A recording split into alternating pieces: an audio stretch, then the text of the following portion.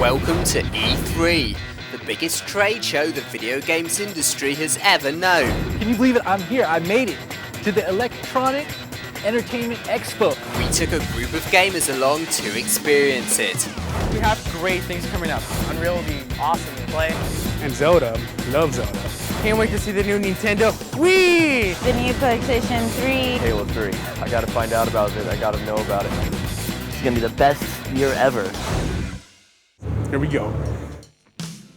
Yes, E3, that time of year when the entire games industry descends upon the 5 halls of the LA Convention Center to experience what video games are in store for the year ahead.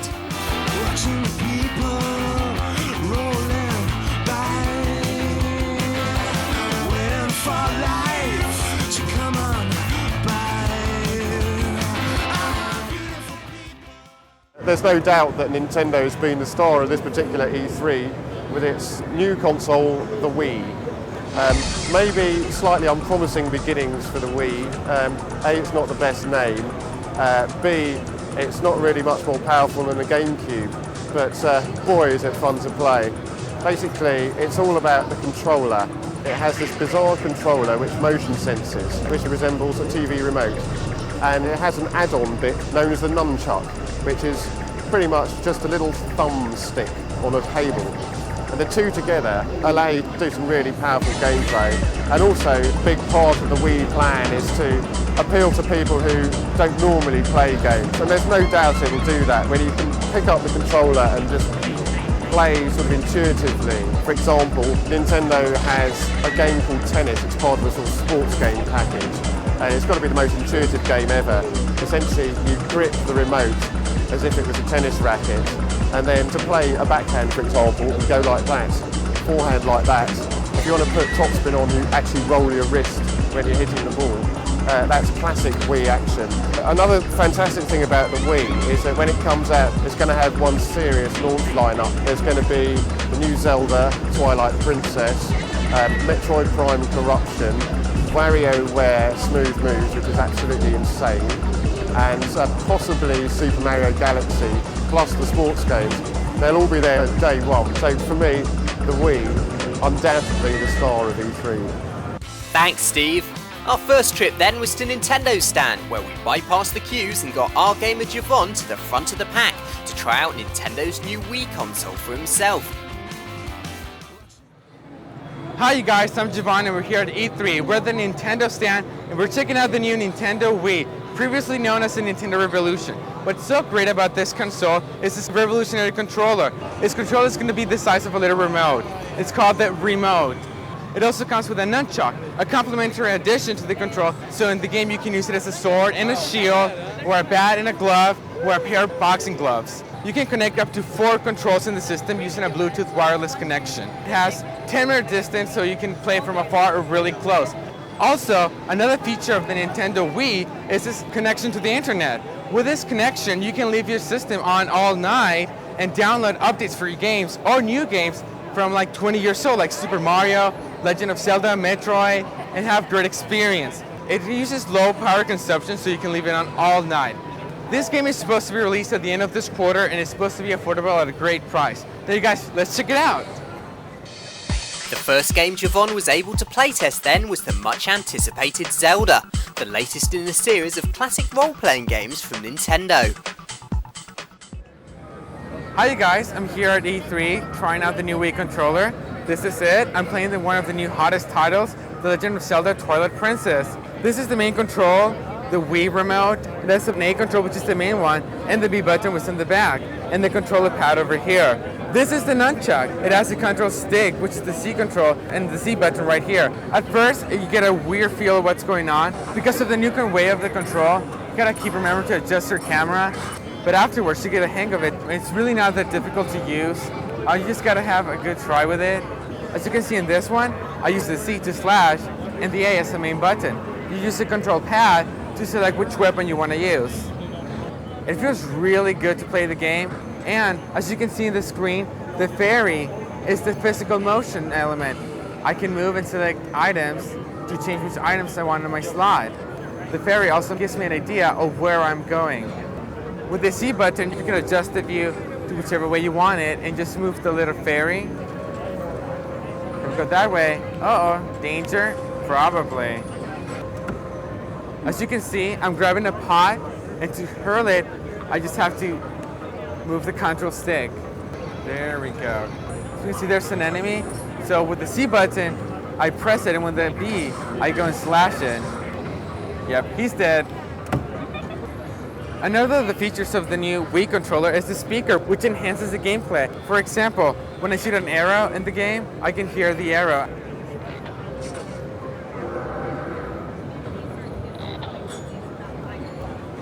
Listen. Awesome. Oh, baddies. Slash them, slash, slash. Shazam! You ain't got nothing on me. Let's keep on moving. I'm about to go into the boss battle, so wish me luck. Yay. What I have to do is see the little eye on his head, the sparkling thing. I have to shoot at it and then slash it in order to kill it. So here I am, running from the monster to get a good distance so I can aim at his eye with my bow. There we go, yeah. Awesome, awesome, awesome gaming. I'm using the right one to put on the heavy boost so I can pull him down with gravity. So then I'm heavier than he is. Then once I bring him down to the floor, I take it up by pressing the left one and going to his eye. He's gonna get a good taste of my sword. There we go, slash the eye, slash the eye. Come on. Wake up, fatty, wake up. I got more on you. This ain't over. There we go, I kill him and I beat the level. Yay! Look at those graphics, they're really good. They really did work in the development of this game. It's quite improved from the last one, The Legend of Zelda: The Wind Waker. It has a feel like The Legend of Zelda: The Ocarina of Time for the Nintendo 64, which was a great hit. This is going to be a great title for the new Nintendo Wii because it offers great adventure, great gameplay, and innovative control. The fact that it's got the new control, it makes it a great challenge to keep on playing. Okay, thank you guys. Zelda had introduced Jovan to the Wii's new controller, which is supposed to be wireless. So what was with all the wires attached? Here at E3, they have it with a cord for the game. Just to let you know, in the real game, you won't need the cord. It has a blue wireless connection. They just have it here for security purpose. They don't want nobody to steal anything. And so it was on to a game of Tony Hawk's Downhill Jam.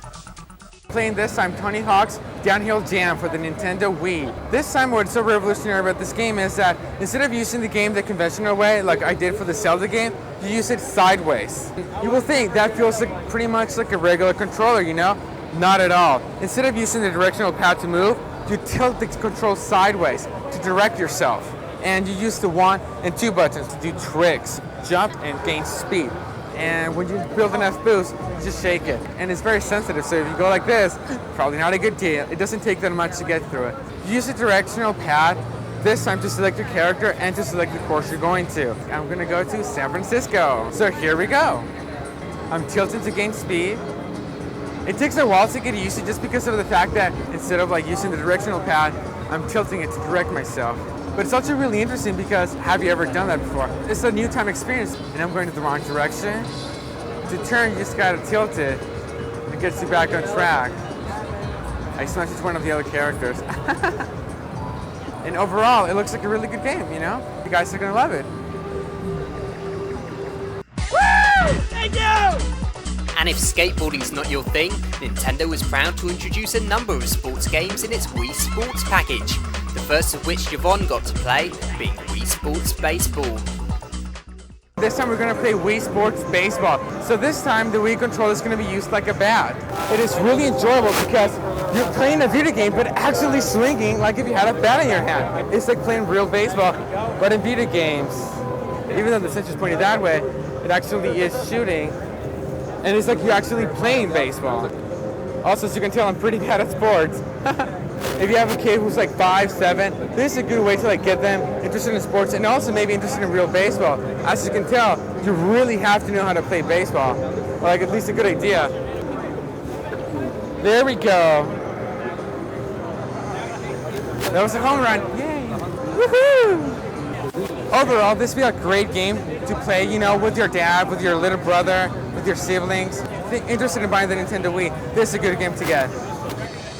And whilst over in the UK, baseball just isn't cricket, Wii Sports also boasted a fun game of tennis for up to 4 players. This time I'm going to play Wii Sports Tennis. Kind of like similar way like the baseball game, it's just sensor motion. All you have to do is aim, move the control, and serve. To serve, you just lift the control up, and then forward, and then to keep on playing, just swing the control. It does have a tricky part, like you have to know when to swing the racket. It uses the sensor motion, so all you have to do is just pretend you're actually playing tennis. There really isn't much to it, just a fun element. You have a good time. Let's say you're with your friends and you want to play a quick game, have some fun. This is the game to play. Okay, well we're done here. Let's take another game. Next up was WarioWare Smooth Moves, a collection of bizarre mini-games that test your reaction times and quick thinking. This time we're checking out WarioWare Smooth Moves. This game uses only the sensor motion feature of the control. It doesn't really use any of the other controls. It's a family game, so you have to do like fun activities. Like I have to trace this one. Just basically go around the circle. Very sensitive. Just use the sensitivity of it. See? It uses the sensor motions in various ways. The handlebar. This one uses the sideways. I have to pop, pop, pop, pop. There we go. It's just little fun games for you to play. Like you have to twist it, like open a key, or this one's used like a dumbbell. It's like exercising for real. There we go. It's like a driving game. Yay! The game's only lasts about 5 or 3 seconds. After that, it's done.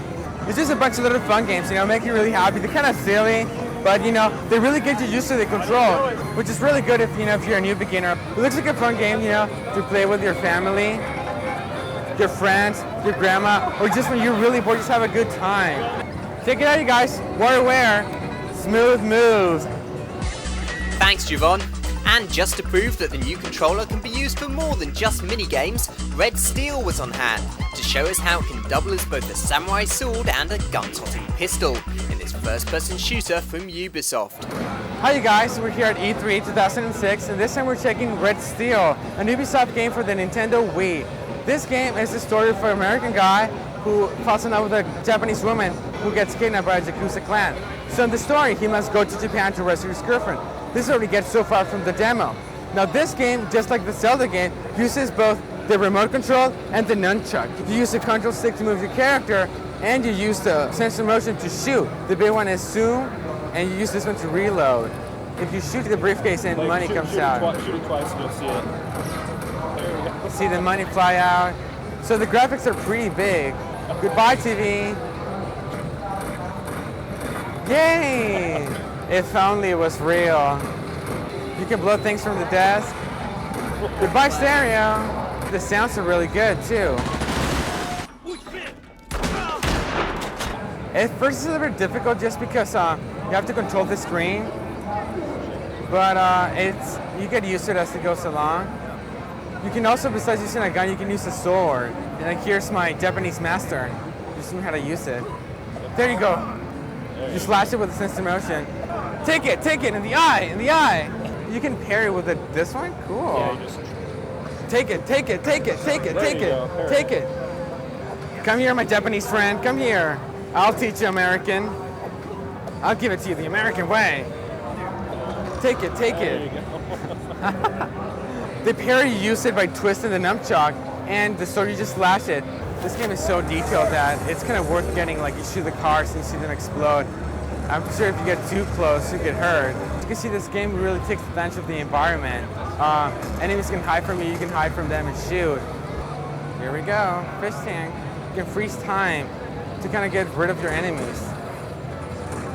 And of course, our favorite part is shooting the tank. The Yakuza clan gives up and he still kills them. It's pretty good so far. Nice. They just look just so awesome.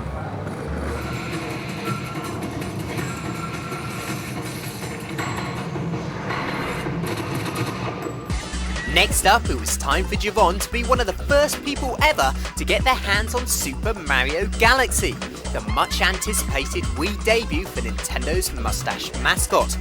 Mario games constantly gain critical acclaim, and so hopes are high for this latest offering. But a small step into space is a big leap for Mario kind, So we sent Jovan to see if this change is really going to work for the series. Hi, we're here playing Super Mario Galaxy for the new Wii Nintendo. With the nunchuck, you control Mario. With the A button, he jumps, and with the Wii remote, you control the little star that indicates where you go, what to do, what to press. Oh, music note. Like in this case, if I press a star with the B, it kind of collects it. So it goes on collecting stars. If I check on it, it propels Mario to a new world. In this world, there's another new activity to do. I think in this one, you gotta follow one of the bunnies. It seems like it defies gravity in a way. If this was the first game you played for the Nintendo Wii, it'll be awesome.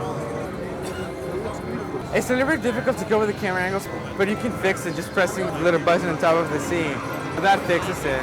The controls really Bob is very different just because you're controlling Mario, but at the same time you control the little star. You have to remember to move the nunchuck with Mario, and you have to remember to move the little star thing and shake Mario around to kind of shoot things at the baddies. There we go, I killed the monster. It looks really good, although somewhat difficult. But hey, what would be a Mario game if you didn't have any challenge to it? Like, a game really encourages you to be really aware of your surroundings. Overall, Super Mario Galaxy looks like a good game. What's really challenging about it is that it really takes advantage of all the features of the controllers. It even uses the speaker part, like every now and then you hear Mario screaming through the little speakerphone or when you collect a coin. It's kind of tricky at first, but once you get the hang of it, you get used to it. So you have to remember, you're controlling Mario with this one, you control the little star with this one. You have to keep an eye on both because they're really dependent. You can't just go on playing the game just by using the star or just by using Mario, so you have to use both. Guys, check it out when it comes out. Thanks, Jovan. Next up, Jovan got his hands on Sonic and the Secret Rings under the working title Sonic Wildfire. Unlike recent next-generation offerings, this game stars only Sonic, but as a result, the gameplay seems much purer as you race through the various 3D levels collecting rings as you go. Here we are playing Sonic Wildfire for the Nintendo Wii. This time we're back to the Sonic bases, just running and collecting golden orbs. It's pretty much similar to the Tony Hawk game for the Nintendo Wii. You just tilt it to move left and right, and you press the 2 button to jump and stop. Also, you can shake it to go slower, and if you tilt it forward to go faster. The graphics looks awesome. They really did work in the graphics. The environments are really well developed. Also, you have collapsing columns, as well as spikes coming out from the floor and the walls. So you got spears flying toward you, fire. You have to dodge things and collect, of course, golden orbs, the purpose of the game. It's pretty cool. You will also come across little robot things that you have to fight. It's pretty simple to get used to. I mean, all you really have to do basically is tilt back and forth and press the 2 button, and just keep track of when do you have to jump, when to stop. It doesn't really use a lot of the functions. You don't use the directional pad, you don't use the nunchuck, just tilt the control. And every time you get hit, you lose your golden orbs. I think it's more fun to use the tilting than the controller pad because you really don't have to rely so much on where you're running to or like when to stop and stuff. You just have to direct it back and forth. It's as simple as that, which makes it really fun gameplay. Although it could be better, Maybe as the game gets released, it'll get a little bit more complicated than this. But as it is right now, it's pretty simple. I hope this is one of the launching titles from the Nintendo Wii because it'll be good to play it. Everybody will enjoy it. And one game Jovan certainly enjoyed was Dragon Ball Z Budokai Tenkaichi 2, a beat-em-up spin-off from the Dragon Ball Z universe that, despite also appearing on PlayStation 2, proved more fun on Wii due to its unique controller. We're playing Dragon Ball Z Budokai Tenkaichi 2 for the new Nintendo Wii. This is the first fighting game we played all day long, so I'm really excited about it, especially because I'm a big anime fan. And Dragon Ball Z, as we all know, is a great anime. Right now, I'm choosing my enemy, my player, and it's going to be Goku because we all love Goku. And for my enemy, I'm going to choose Super Majin Buu, little prick. I'll give you a piece of me. And apparently there's only one fighting environment to choose, which is the Rocky area, so Dragon Ball Z. This game uses both features in the control. With the nunchuck, you control the character moving up and down. With this one, you control the punching. To do punching, you can either move the remote or press the cross pad. To charge, you press both buttons. Like you can see, I'm punching him. There you go, there you go. To jump, you just flick up. You go up in air. Get away from me, get away from me. Look at that. You can just punch by moving the control. And he's gonna give it to my power. There we go. I got it with a thrust motion. You just hold down the 2 triggers and just Sam. Give him something he's gonna regret.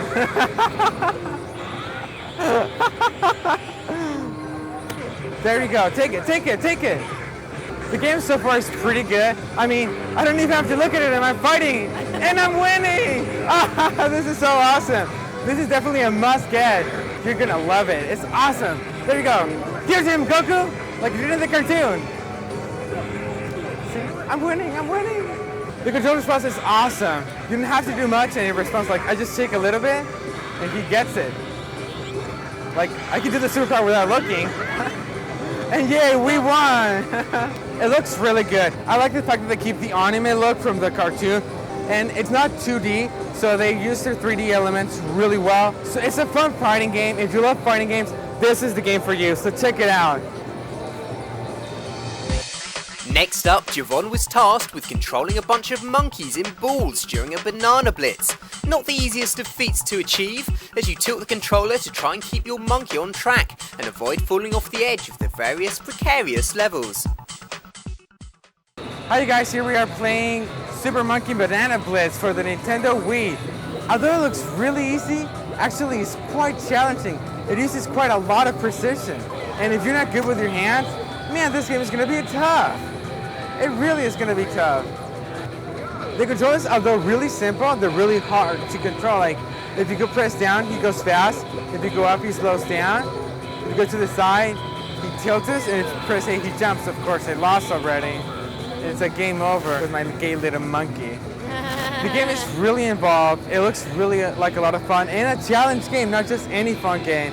It has a lot of mini games like jump roping, hammering, banana collecting, and staying on track of little bridges. Now we're checking out some Super Monkey Ball mini games. It's a race hurdle and I'm running. You just gotta go back and forth and then jump. Look at me, look at me. I'm the loser. It's because I got the tiny one. You can't jump that much. The sensitivity of this game is so good. Like, it really actually makes you move and you have to be really precise and know when to jump. Because if you do it a second later, you didn't do it in time. If you love this first Super Monkey Ball, you would definitely love this one. It has a lot of new tracks, new race, and a lot of mini games. And the graphics are really good, I can't complain. Plus, it has a lot of cute monkeys, so check it out, especially the girls. And if you guys want to have a fun game that's really gay, you should check out Super Monkey Ball Banana Blitz for the Nintendo Wii. Thanks, Jovan. Next up was Excite Truck, building on the pedigree of NES classic Excite Bike, but with big trucks getting big air in an attempt to pull off stunts for star points. Does it work? Here's Jovan. Hi you guys, we're here playing Excite Truck for the Nintendo Wii. This is the first racing game that's going to be released for the Nintendo Wii coming this fall. This game is really exciting. Besides just trying to finish first on the track, you also have to try and get star points to give you a rating on your race. You just don't need to like be fast. You also need to do stuff to like be impressive. And every time you do a trick, it'll give you stars. After you get so many stars, your level will go up enough to improve your scoring. So you have to be first and with the best grade. Every Nintendo Wii game has its own control system. Like this one uses the sensor motion right here on this side of the control, so that it knows when you're going left or right. Also, you have to press the B button to speed up and the D-pad to boost. The control pad is actually a turbo that you can use when you're like in the air, so you can go faster in your race and do better tricks for the game. Just press it in any direction and it'll take it. I just lost, I got into water, so it's pretty basic what it uses, though it's still pretty, challenging to control. Like every time you crash, you gotta press the 2 real fast to give you a boost to get back on the track. During the race, there'll be these little question marks. If you go on them, it'll change the track for your advantage, and you'll be able to get ahead and do better landings and stuff like that. So if you guys are into racing games, this is a good one to start off with Nintendo Wii, because I'm sure more of them will come around. So, we have a chance, take a look around. You may have some fun. Thanks, Jovan. A game everyone has been salivating over, however, has been Metroid Prime Corruption, the Wii's answer to Halo and Killzone, whose previous GameCube outings have been met with critical acclaim, both for their shooting and exploration elements. And here was Jovan finally getting hands-on with the game. Hi you guys, I'm here at E3 playing Metroid Prime 3 Corruption. This follows up with the Metroid Prime 2 Echoes for the Nintendo GameCube. This game is way better, and even though it feels a little bit dissimilar to the previous ones, it has new elements like, thanks to the new control, the interaction with the game is more than just any regular shooting game. Not only you have to just shoot, but you have to use different type of like methods, like morph into a ball to get places, or use a grapple beam to pull things from enemies, and jump, or use missiles and super missiles. As we can see over here, we're gonna use the grapple beam. This one you use to move, to morph into a ball, and to jump. And this one you use to shoot, to change your visors, to shoot missiles, and to aim. And with this one you lock. It is really sensitive, so like really jerky movements will just get you lost. It's actually better to just keep it center, You just walk and keep an eye out for your surroundings, because you never know when the enemies are gonna come by. And then you just start shooting. Once you find an enemy, start shooting. As you can see, I have to use both of them. Shoot, shoot, shoot! There we go. With the right controller stick, you can point really accurately. Whatever you aim, that's what's gonna happen. Although it's still in development, the demo show today, it looks really good. If you're a follower of the games, you're totally gonna love this game. It's gonna totally hype you up because of the new elements it uses. But if you're just new to the series, you're still gonna like it because it's really interactive. It uses the sensor motion, it uses the nunchuck, it uses most of the buttons, so it's really involved. So it really gets you used to the controls, because it's gonna be the first time you're gonna be playing Metroid Prime with two different type of controllers. So it looks really good. So you guys, check out the game once it comes out. See you later. Thanks, Jovan. But Nintendo Wii wasn't the only thing getting all the media attention at E3. All eyes were also on Sony with their brand new PlayStation 3. It's been a pretty solid year for Sony this year. They have taken some brave steps to announce pricing and launch details, as well as taking a major step of unveiling the final controller design for the PS3 after last year's didn't exactly prove too popular with gamers. This year, the controller that Sony has unveiled has proven a lot more popular with gamers already. It's a lot more similar to the DualShock 2 controller that gamers are already familiar with on PlayStation 2, but the cool new feature is that it has motion sensing. This can be used in a few different ways, like one of the games that has been playable here at the show floor has been a game called WarHawk from Sony America. It's pretty cool because you can actually control the fighter jet that you're in, just by tilting the controller left and right. It's not like a direct rip-off of the Wii controller that Nintendo unveiled in September last year. It's more like just to add value to the different ways that you can play games on the PS3. I think the two controllers, they operate in slightly different ways to each other, which is going to mean at the end of the day, better choice for gamers. One of the hot topics in the months running up to the show has been, is the PS3 going to be really capable of the mock-up demos that were shown last year?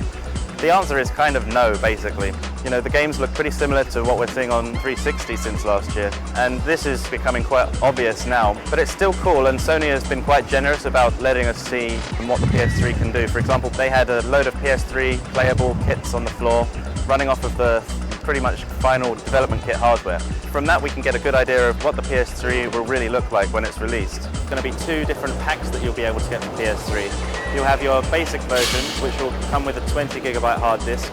That's going to retail at about €500 and $500. But the sort of hardcore gamers are probably going to be more interested in the more high-level pack, which is 60GB hard disk included, and that's going to be about $600 and €600. The problem with Sony PlayStation 3 this year is that there is no real killer app video game title. There's a bunch of high-quality software, and a lot of third parties are showing some cool stuff, but I think they're saving their real big guns for Tokyo Game Show later this year. Thanks, Adam. Here's Dan. Hey, how's it going? I'm Dan here from United Games at E3 2006. I got an early media access pass, so that means I get in 2 hours before all the other poor saps have to wait outside. And I'm looking forward to PlayStation 3, the next generation console, and also check out some of the great next generation games that are coming out.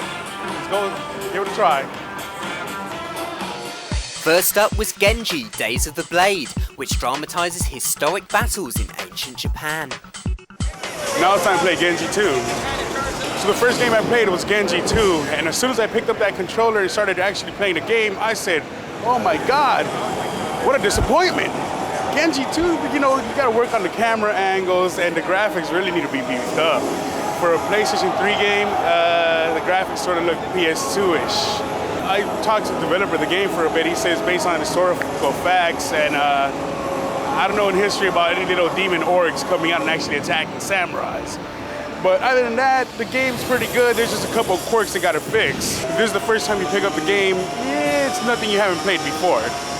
Button mashing, running around, it's sort of Onimusha is. But for fans of the genre, I can see definitely people picking it up and actually playing it and enjoying it, getting into the storyline. So you can swap between characters in the middle of a battle, and there's a little bullet time reel a la Max Payne. Well, enemies surround you and you have to press a number of button combinations to counterattack them. When I switched with characters and got the guy with the huge pole with the hammer, there's really a big recovery time to it, because you can't expect a quicker recovery time with a hammer than with two light swords. You can feel the weight of that pole as he's swinging it. It does look like he's gearing up to hit a home run out of the park. Nothing beats knocking some enemies into the air with a huge pole. I give it and I'm being very lenient here. I'll give it a 6.5 to a 7. Oh dear, never mind Dan, perhaps WarHawk will do it for you, a multiplayer shooter that'll be available on the PlayStation Network. The game I'm about to play right now for the PS3 is WarHawk, and it is the first game to use the tilt motion sensor in the PlayStation 3 control. Looks pretty good. Okay, so now I just finished playing WarHawk, ladies and gentlemen. Great game. Very promising now. Now this reinstalls my faith in the PS3 lineup. When you pick up the controller, there's no really steep learning curve. You just pick up and tilt and the plane responds automatically. It has a very natural feeling to it. The only sad thing I couldn't do was a whole backwards loop. I did try turning the control a whole revolution around, but it wouldn't follow. But the one thing I did like was the tumbles and the barreling down the sky. Very good. What I really like is when you cut through the clouds. It felt very natural dodging through the mountains and dodging other enemy missiles and everything. Reminiscent of Star Wars, you know, then going in there and just shooting other crafts down from the air and just flying around destroying big carriers. The reason I like it is because it has more interaction with you tilting the control and the plane actually responding to your every move. You know, you're just not limited to your thumbs anymore. You know, I can't praise it enough. It's a very good game. Thanks Dan. Next it was Resistance Fall of Man, a first-person shooter from Insomniac that despite a historical 1950s setting, nonetheless pits humans against aliens, as Insomniac's Ted Price explains. Resistance Fall of Man is a first-person shooter set in Great Britain in 1951. Yet this is the 1950s that we don't know. For example, World War II never occurs in our version of history. The first time I played this game, I thought, you know, it was another Medal of Honor, but you can see you're not fighting Nazis, you're fighting aliens. The storyline is going to be really hard to get into. Seeing that World War II never happened, instead you're fighting something that I've seen before in Starship Troopers. What the bloody hell am I supposed to be fighting? Are those like lizards? But the graphics and the physics are very good. When you shoot walls, the bullet holes actually stay there when you return. Shoot the wall, how the bullets stay right there. Yeah. That's very, very neat. And you get a nice cement spray coming up there. One of the cool things about the PlayStation 3 is we can show a lot of detail. About that alien jumping in that guy's back, that just shows that the enemies interact with your allies no matter what the situation is. And if you don't get that alien off your ally's back, it's pretty much done for. Let me see if I can get Jovan again. Yeah, there. See, I can shoot him off. And now that guy's safe. And he can accompany me to the end of the level and help me beat these guys. The characters interact with each other without you having to be around. Although, as you can see at the end, they didn't provide much cover for me when I got shot. I saved the guy, no one saved me. But all in all, it's a very good game. Looks promising, just little minor details that you add. Is there any way to like parry against the wall and pop out? We don't have anything like that right now.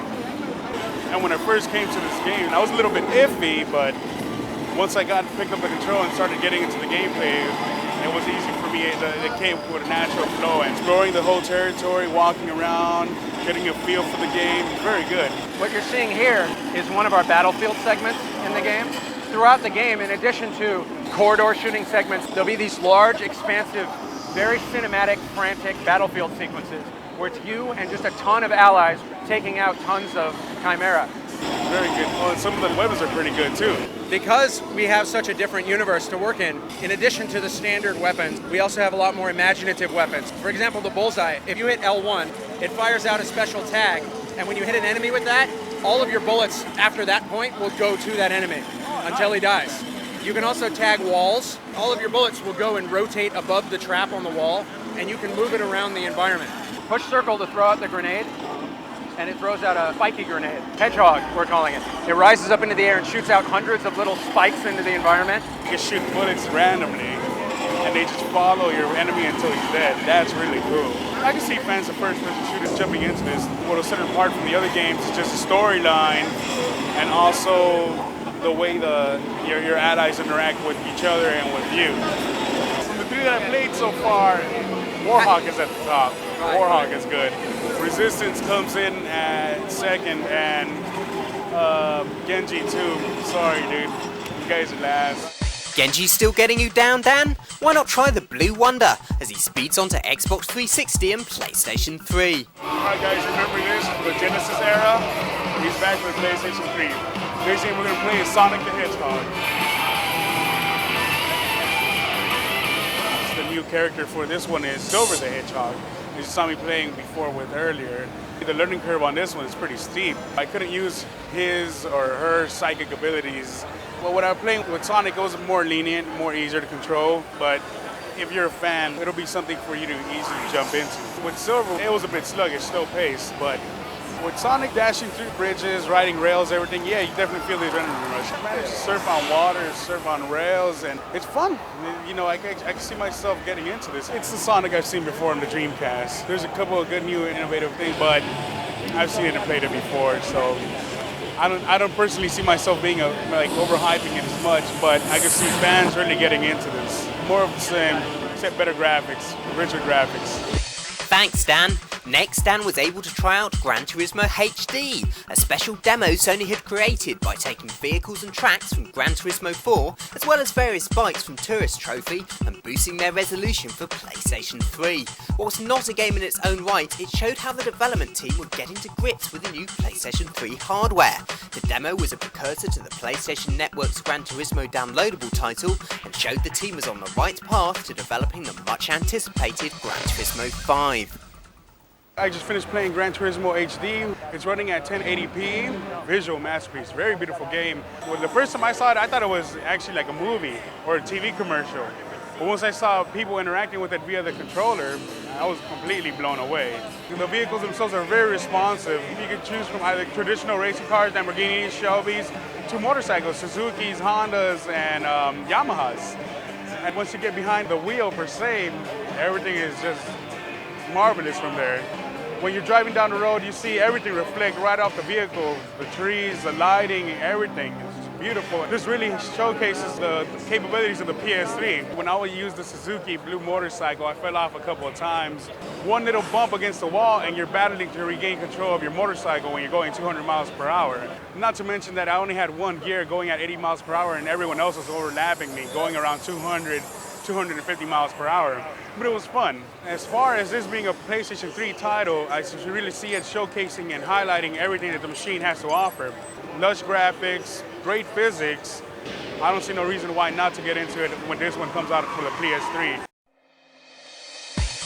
Next, Dan got to play Heavenly Sword, an action-adventure that makes a graceful ballet out of brutal combat. The game I just finished playing is Heavenly Sword. Very good game, very good game. A visual masterpiece, I would say. Graphics are some of the best I've seen so far at this year's E3. So far, the demo that I played is heavily combat-based, but for many people, I can see it like the old Final Fight, which is with swords. And like the way you can grab your enemies, fling them around, pick up barrels and toss it at them, pick up tables, toss it at them. You know, that's pretty neat. You can even pick up their own weapons and throw it back at them. The combat system is also easy to grasp. When there's multiple enemies attacking, you can easily evade and ward off these enemies. But it's also many other things integrated into the game, so it's not just run around, slash, kill, wash, rinse, repeat. At the bottom, I don't know if you saw it in the screen, you can see some little red dots. Those are accumulating style points. The more you kill with style, the more points you get. And ultimately, once you fill up that bar, you go into a cut sequence, killing with style. It's not about just killing, hacking, and slashing. It's about killing with style. I was running around, and I was killing hordes of enemies. You know, spinning around, bringing out chains, using their own weapons against them, and the game never slowed down. And running up walls, you gotta press up, X, X. You gotta do a couple of button mashing combinations. leaping a couple feet into the air to destroy the final boss, where you kill with such a grand finale that'll put all your other kills to shame. It's great. It's a lot of fun. Visually, this is a great game. Doesn't slow down. Very rich and fluid graphic. So I'll put this one in my top category along with WarHawk. Good game. It'll be worth your money and your time. Thanks, Dan. Next, we asked Dan what he thought so far about the PlayStation 3 and its new controller. So it's not the boomerang control that we saw at last year's E3. It retains more of a PlayStation 2 feel to it, and it's not necessarily a bad thing. It's something we're all familiar with. Some of the game developers are actually finding good ways to make use of some of the new features on this, like the tilt motion with WarHawk. That was very good. The only thing that did seem to bother me a bit were the L2 and R2 buttons. They felt like they were about to fall off.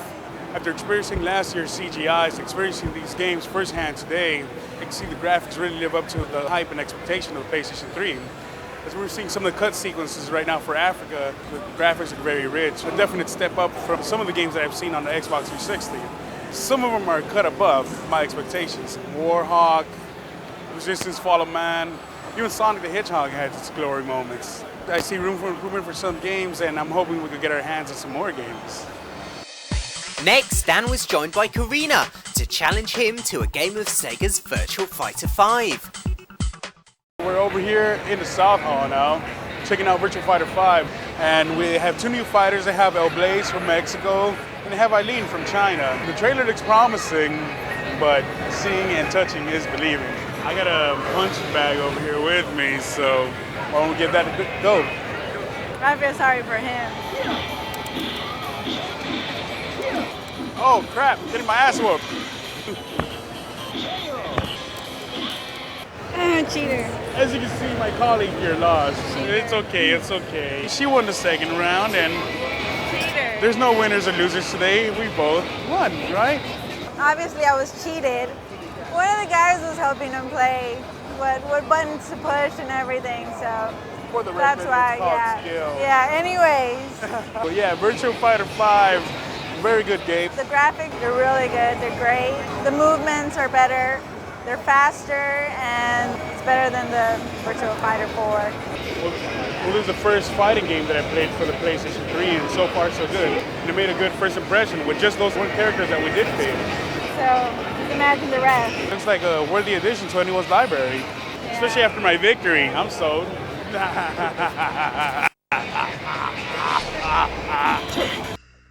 Not impressed by Dan's cheating, Karina tried a few backhanded moves herself, not to mention a few forehanded swings too, as she got to check out the PlayStation 3 version of Sega's Virtual Tennis 3.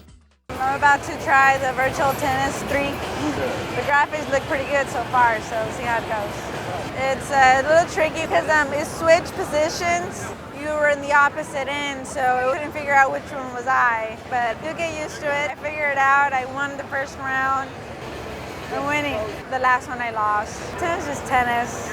You know, it's just back and forth. But it's pretty simple. You don't have to aim at the ball like in a certain position. You just run to it. Press one button, just swing, and it just automatically hits it. You hold the button to see how fast you want to serve the ball. The longer you hold it, the more powerful you hit the ball. It gets your attention, but it's pretty simple. Not much of a tennis player in a video game, at least, so, but it's great. It's a good game. I enjoyed it very much. Next up was Eye of Judgment, which uses an improved EyeToy camera to bring a monster card game to life. Now another game we got coming up is Eye of Judgment, and it's a card-based game. 予定としては PS3 ローンチタイトル。ゲームのセットとしてはカメラとスタンドとカードが全部つきます。まずカードだけで遊べるものを作って、それで2年間開発してきたんで、カードゲームとしての奥深さはもうすごい評価をもらってる。この 3×3 のフィールドを使うゲームに行き着くまでにいろんなゲームデザインはありました。ただそのカードだけで遊ぶとルールとかバトルの計算がすごい面倒くさいんで PS3 を使ってもらうと誰でも簡単に楽しむことができる。So we just finished getting us the demo of Eye of Judgment. We actually didn't play the game, but we got a demonstration of how it works. The guy put 2 cards on the mat, and the camera read the information of each card, like magic and the powers that the character had. And it came up a virtual character, and they started fighting. After one of the characters killed the other one, you had to replace the character. There were like 100 characters, and you can also use spells cards and magic cards. There's 5 different attributes to it. There's wind, water, fire, earth, and machinery. It's an interesting idea and concept behind the game, but it seems a little slow for me, just a tad bit. Turn-based card strategy games are never really my cup of tea. The graphics are amazing, but when the spells were actually summoned, it did seem a bit choppy at times. So I probably would just give it to a little nephew or niece. It's a great game, but again, it's something more that the kids will enjoy more. Thanks, Karina. Next up, we sent Dan to wail into the mic for a little bit of karaoke in PlayStation 3's SingStar. I finished playing SingStar, and I must say it was a little bit embarrassing.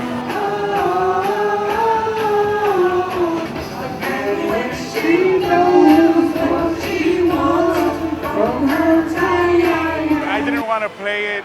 I grabbed the mic, and as soon as that first verse came out of my vocal cords, I felt like a jackass. But suffice to say, it's a very fun game. I think this is the first game for the PlayStation 3 to incorporate more of a multiplayer feel to it. You get together with a bunch of friends, knock back a couple cocktails, and hope the installation is good in your house so no one else would hear you sing. Playing against Karina, we actually sang Hoobastank's The Reason head-to-head, and it was fun. What happens is while we're singing, there's a little bar that comes out, and you're supposed to keep your vocal pattern leveled at that bar. When I was singing with Karina, the bar was here, my vocal pattern was about somewhere up here. So gradually I started noticing that once you keep it within the level of the bar, it starts highlighting the bar that you're actually hitting the perfect note when you're singing. There are no winners or losers, but I won. Well, by points, but in reality, I can't sing for the life of me. But that doesn't take anything away from this game. The one thing I do like about SingStar the most is there's a particular song that isn't incorporated in the SingStar software. You can go online and purchase a song so you can sing.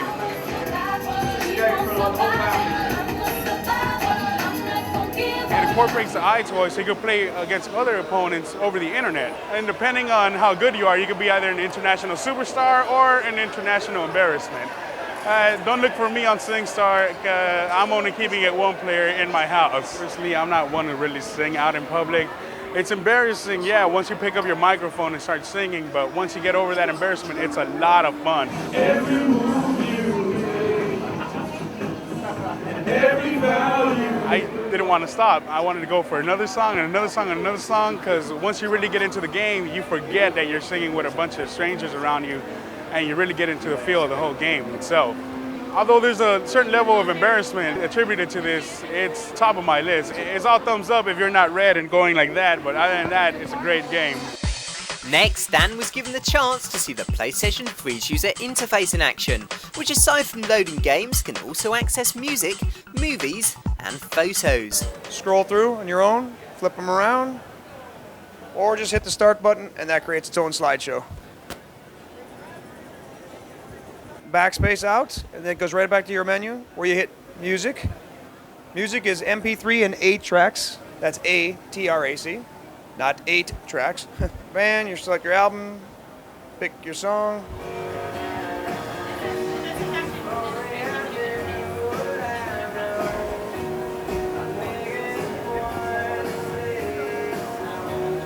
And then you backspace out of that, backspace, over to video. Video is going to be Blu-ray disc. This is not Blu-ray we're seeing right here, but that's what will be installed on the PS3. Hit your menu on the right over there, and then you can just hit play.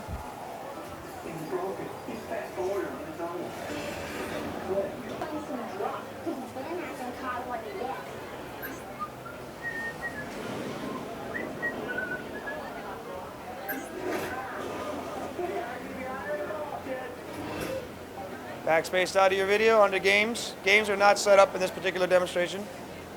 And you go to your browser. Yahoo. This is where you would hook up a keyboard to the system. We don't have one, but we'll just scroll down. You can see the status bar at the bottom right. And that's a picture taken at this expo just yesterday, Paris Hilton. Then you got a menu over to the right. Select. new window. Just open up a bunch of windows, and then you can keep them minimized, look at them, or you can select one and then toggle over. Backspace, and you're out. And friends is the last one that's not set up for this demonstration. And that is your interface, guys. Next up was a chance to see PlayStation 3's Blu-ray capabilities. Blu-ray, of course, being a new DVD format that has the capacity to store high-definition movies.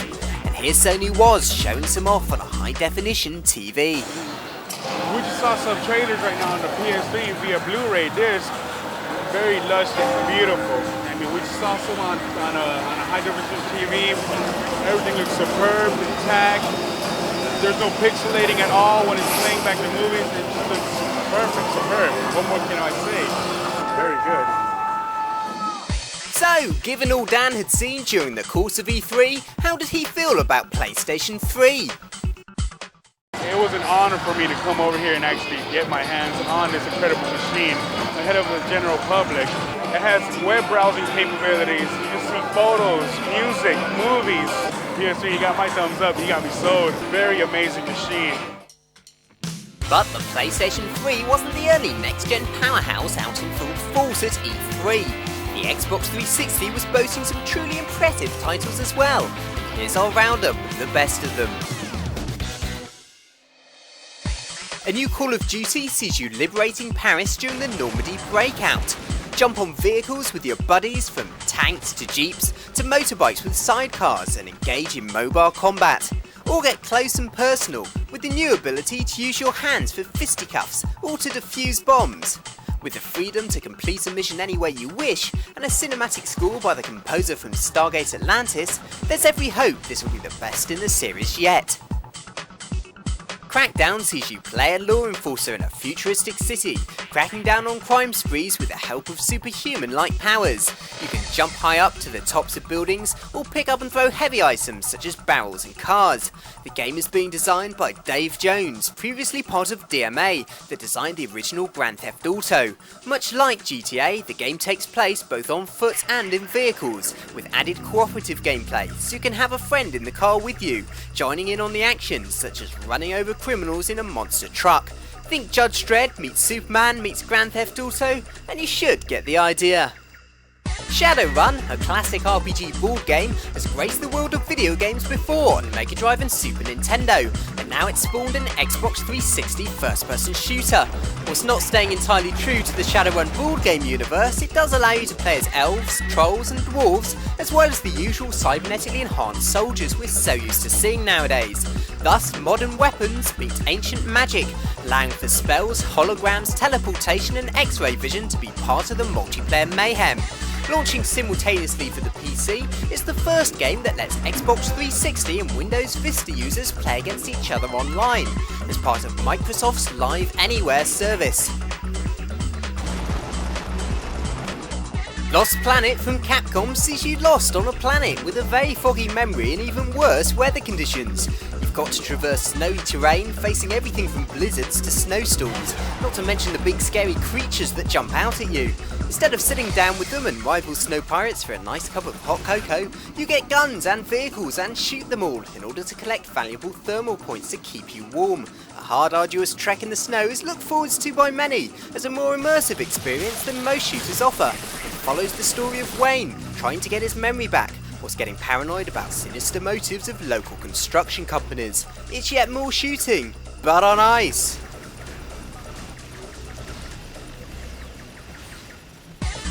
The popular PC shooter Fear is winging its way to Xbox 360 with new levels, new weapons and live-enabled online play. Standing for First Encounter Assault Recon, Fear boasts a paranormal horror storyline, making it a first-person shooter that matches the intensity of battle with the fear of an unknown mysterious enemy. With the Xbox 360 version boasting new single-player content, we got Chris Gordon to check out the early demo for us, shown at E3. Alright, we're about to check out Fear. It's coming out on the Xbox 360. I'm really liking the dynamic crosshairs of the game. In a minute or two, I'm going to check out the game and actually get to play test it myself to find out how it handles and how fun it is. but from what I've seen so far, it looks pretty likable. All right, I just sat down. I'm about to get started with Fear. All right, I just started the game up. I can zoom in by clicking right trigger. Is this jump? Yeah, A is jump. You can combine that with B, which is the melee attacks. You can do different like jump kicks and things like that. Oh, cool. Whoa, I think I just fired.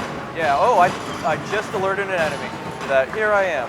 I really enjoyed going through. The enemy was dynamic. The AI was really smart. I noticed it did different things, different animations, different ways of attacking me. You can't just go in running and gunning. You really have to think about it. Now, I just played this about 5 minutes, and AI's already done 5 or 6 different things each time I've played it. And that is a way to keep bringing the gamer back. One time I went in through a side window thinking that they would not see me. They actually heard me shoot the window out and they came looking. Another time I went into the hall and I tried just running and gunning, and it didn't work because they built up a barricade and threw things in my way. I did not know that they could throw things. Each time I went through, they seemed to have a different response to my actions. And being this early of a build and have those things in there already seems to be that this game's on the right path. Let's try the slow motion mode. You can see the bullets coming at you, so it makes it a little bit easier to dodge. Definitely not the control scheme I'm used to, but that seemed pretty fun. My God, I'm shooting people in half if I aim for their stomachs. Aim for their heads, different parts come off. You shoot them in the legs, they actually go down in their legs. It's really nice that you have dynamic gameplay this early in a build. Going for slow-mo, check that out. Slow motion, you can see him going down. There's even chunks of what looks like body parts. That was definitely cool. See if I can get close to him. Try the melee attack. That was pretty cool. It's never going to be the same experience because the AI was trying to flank me. AI was doing all it could to figure out what I was trying to do, where I was going. That's a really, really nice dynamic. All right, there's a guy hiding behind here right now. I'm going to try to play peekaboo with him. I can see him right there. See if he alerts his friends. Yeah, right up here, they're trying to flank me. If the AI always goes to the same places, does the same exact thing every time, then of course that's a really boring game. You can't play that again and again because you'll get bored of it. If something does something different each time you play it, then it's going to be fun to play it every time because you're going to go in there wondering, wow, what can I do this time? This guy wasn't there last time. I wasn't expecting him. He just came around and my God, I shot him in half. That's cool. Now I'm doing stupid stuff on purpose because I want to see how dynamically the AI reacts. I just ran up to a guy I knew had a heavy weapon, and instead of shooting me and killing me and himself, he smacked me across the face. That's smart. That's really cool. And at this early of a build, the designers are already thinking about this stuff, not saying, oh, I'm going to put that in later. All right, you can actually see the damage here. This is where I just had a big shootout, and it looks reminiscent of the shootout. There's holes back here, there's explosions, there's battle marks. It's real dynamic. Wow, look at that reflection. That's cool. Anytime you can get a dynamic reflection, it just adds to the realism. I'm telling you, I've just sat down, I just started playing this, and I'm loving it already. Fear on the Xbox 360, definitely a game to check out for winter of 2006. Thanks, Chris. Also previewed at E3 was Indiana Jones. This guy's always pretty cool, going to foreign lands and finding treasure. What we saw at E3, however, involved him beating up thugs in a street and smashing them through car windows. A little out of character, perhaps, we were nonetheless impressed, as wood splintered and broke like real wood, glass smashed like real glass, and the character AI was so good that if you threw someone up in the air, they would try and grab hold of a ledge to stop themselves falling and then be left there dangling. Or if you set off some explosives, they'd affect the environment dynamically, with something different happening each time, so it was a great demonstration of a next-generation game engine. Meanwhile, Atari's Test Drive Unlimited was also playable again at this year's E3. Set on the Hawaiian island of Oahu, you can enter showrooms of car manufacturers and take models such as Lamborghinis, Mercedes, Jaguars and Aston Martins for a test spin. It's an unlimited test drive, but you can also enter race challenges and earn money to buy your own house and garage and deck it out with all the cars you could want. You can even dress your character or customise the car just as you want it and then take it for a spin on the island. Atari have worked for ages on this one, and it shows. Set in the City of Lights itself, Rainbow Six Las Vegas sees you playing a recon expert, heading up a team charged with foiling a terrorist cell. Each team member has a speciality, from weapons and demolition to long range and electronics. They even seem intelligent, lending advice throughout the game. You give the orders though. Shove a snake camera under a door to see who's in a room, and decide in advance who should take out who. You can also wall hug or crouch, and the camera will flip out to third-person view. You can open doors sneakily, without having to stand right in the doorway getting shot, and there's freedom to enter a building any way you want, even abseiling down the side of it. With a multiplayer mode where you get to create your own custom character, and the original team from the acclaimed Rainbow Six 3 working on it, fans are hoping that this is both a return to form and an impressive next-gen debut for the series.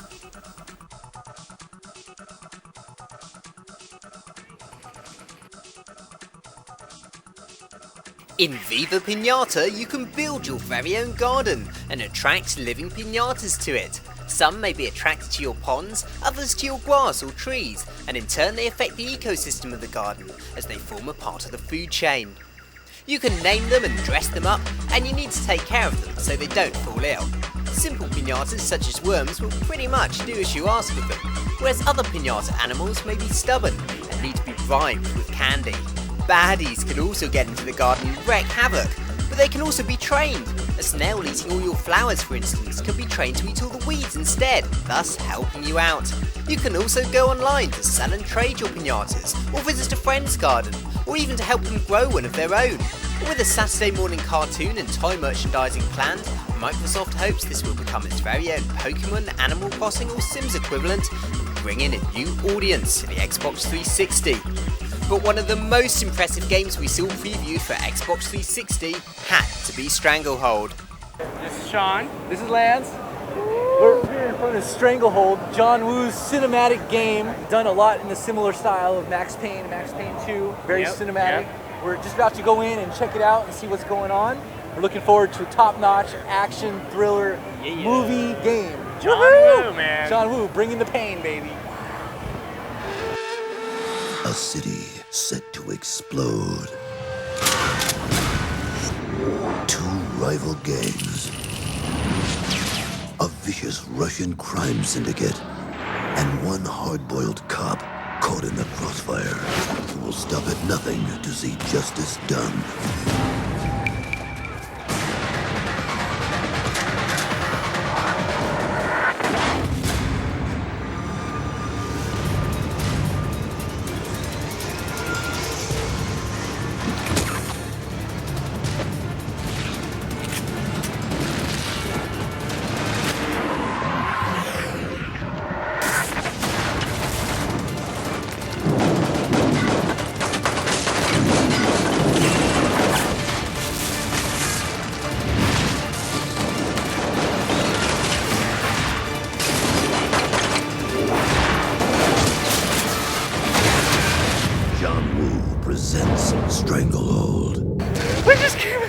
We just came out of John Woo. Oh my God, it's sick. I don't even know what to say.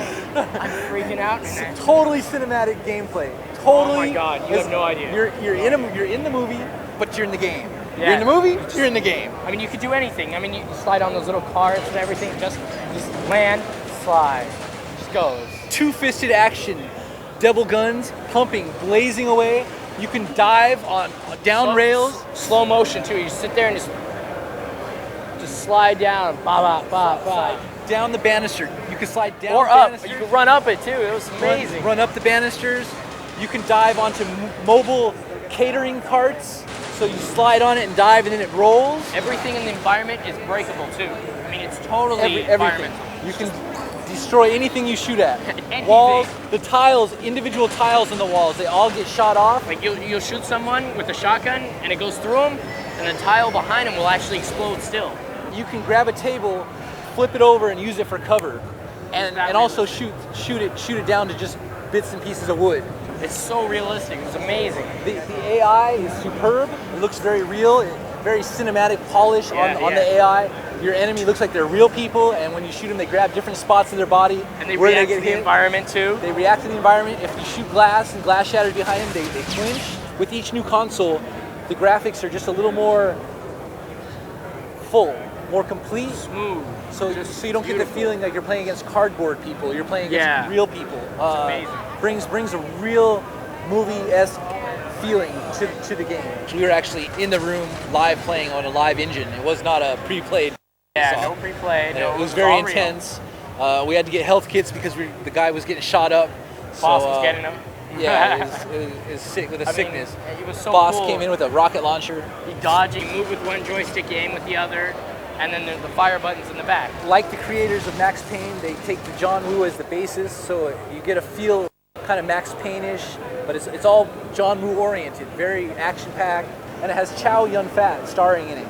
Stranglehold gonna be a hit, because I think every young man, every young people, they will love it. This game would actually make me want to go get an Xbox 360 or PS3. This is another plus for the new generation, the Xbox 360 stuff. Yeah. Another reason for my hard-earned money to go towards the new console. Unfortunately, For the movies, only the director and the character are the hero. But for the games, I think all the players, they all could be the hero. Isn't war great? All those big explosions, limbless soldiers and starving civilians having to eat their children? You just can't beat it. A world of conflict set in an alternate timeline where the Eastern Bloc invaded the West and attacked the US has plenty of it to offer. This real-time strategy game lets you take control of American forces as they give Boris and his fellow vodka-guzzling commies a good kicking and drive them out of the homeland. Unique features include the chance to specialise in one form of warfare, be it infantry, air support, armour, or possibly by dressing up as a woman and waving a dead fish at people, ever-depleting resources, and the chance to nuke the bastards with tactical atomic weapons. God bless America. Crisis, an oddly topical game, being as it is about a clash between North America and North Korea, but with added aliens.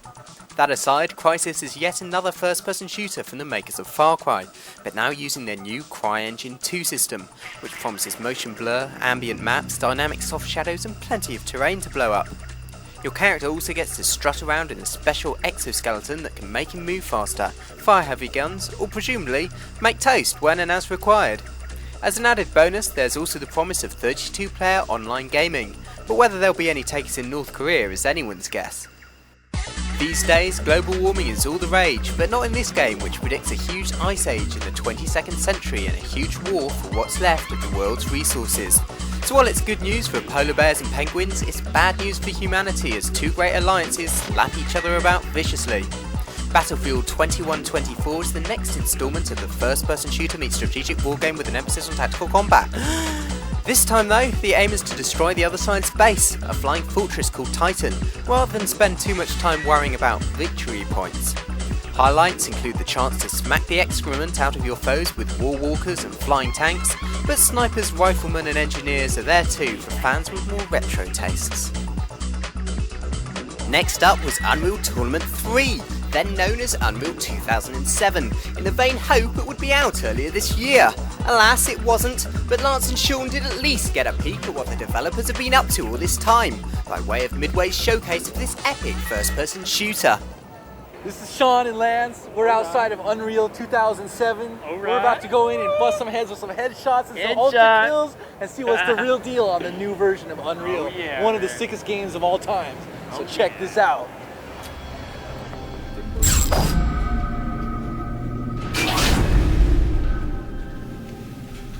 In 2291, in an attempt to control violence among deep space miners, the Leandri Mining Corporation established a series of leagues and bloody public exhibitions.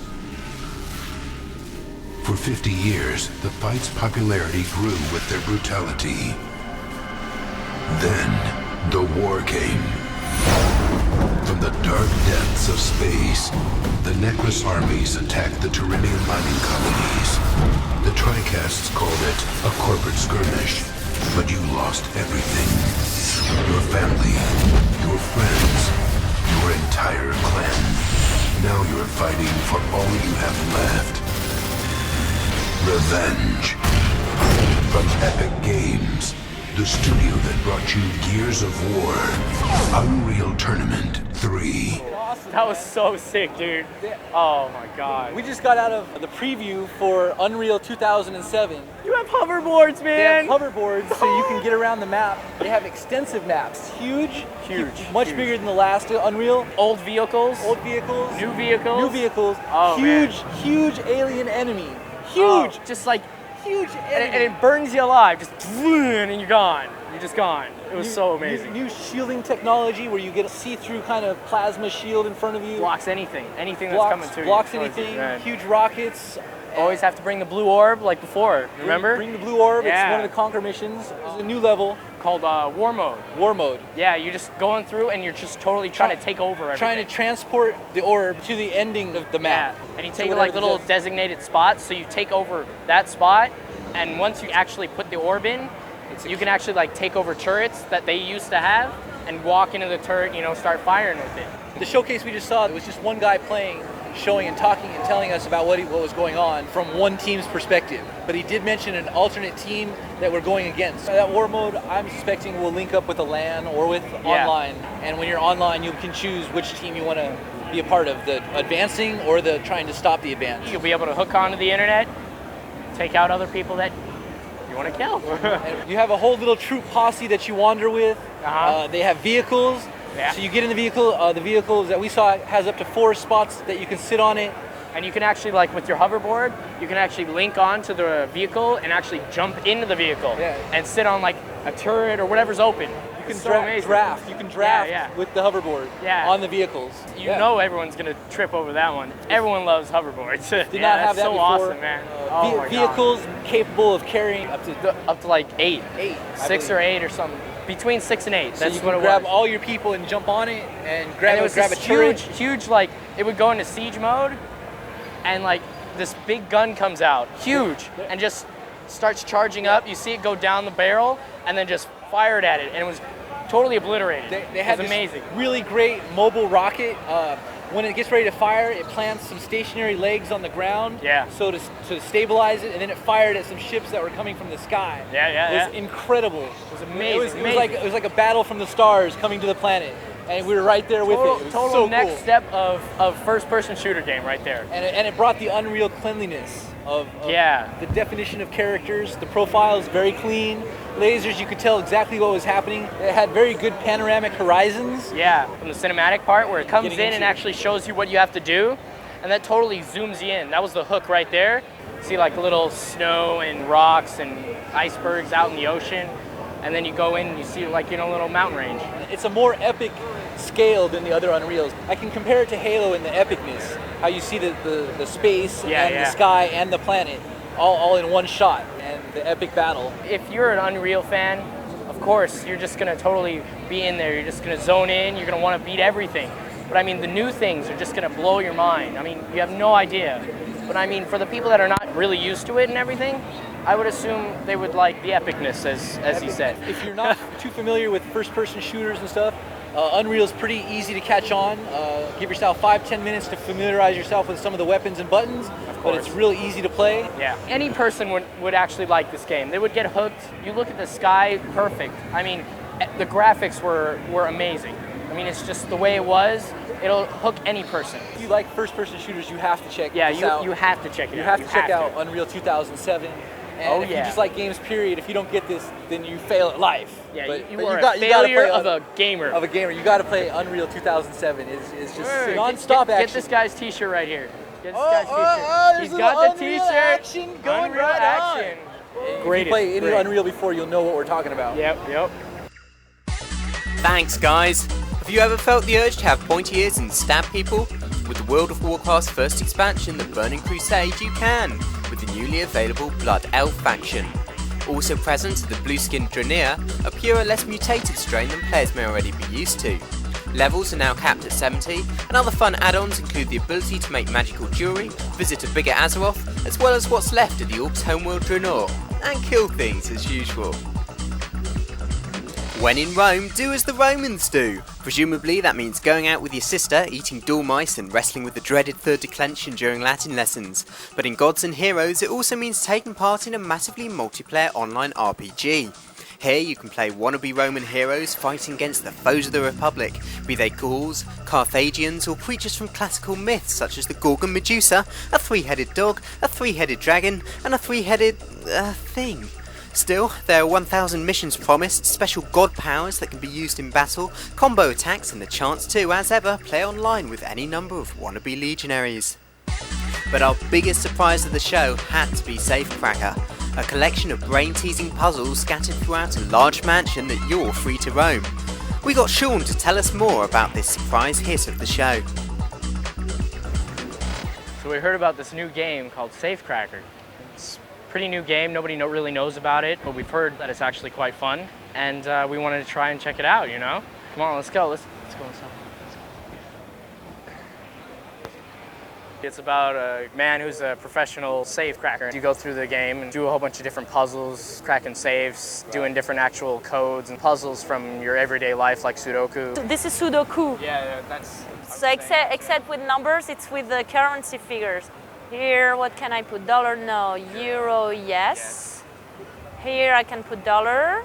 And the last one, but not the least. Yes! I cannot always do it. Later in the game, the actual puzzles get harder. It's from easy to difficult, and for the most difficult one, there will be a hint system so that you do not get stuck. Some puzzles you would get like key or resistor to like fix certain things to actually be able to go into the next room. In this one, it will open a drawer, and I would get the code that I will need to open a door. And I'm going to show you another room with this typical inspiration of Ocean's 11, Ocean 12, you know, this kind of mechanism activated by puzzles. So this one is a typical one in which you have to ultimately press all the buttons and you just follow what's written on the button. The difficulty is that you don't know from where to begin. So I know... Start up there, don't you? No, the right answer is this one. It's just by trying, by luck and by trying. That will open a globe in which you get some kind of chip, so that will be in your inventory.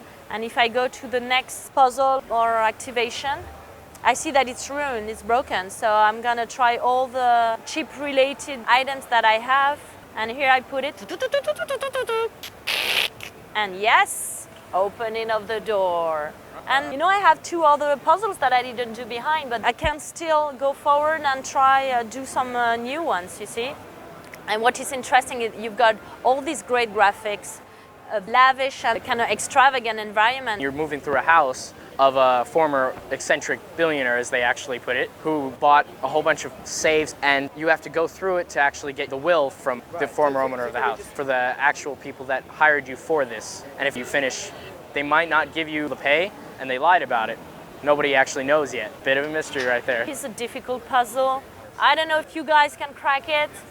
There you go. This is quite interesting, actually.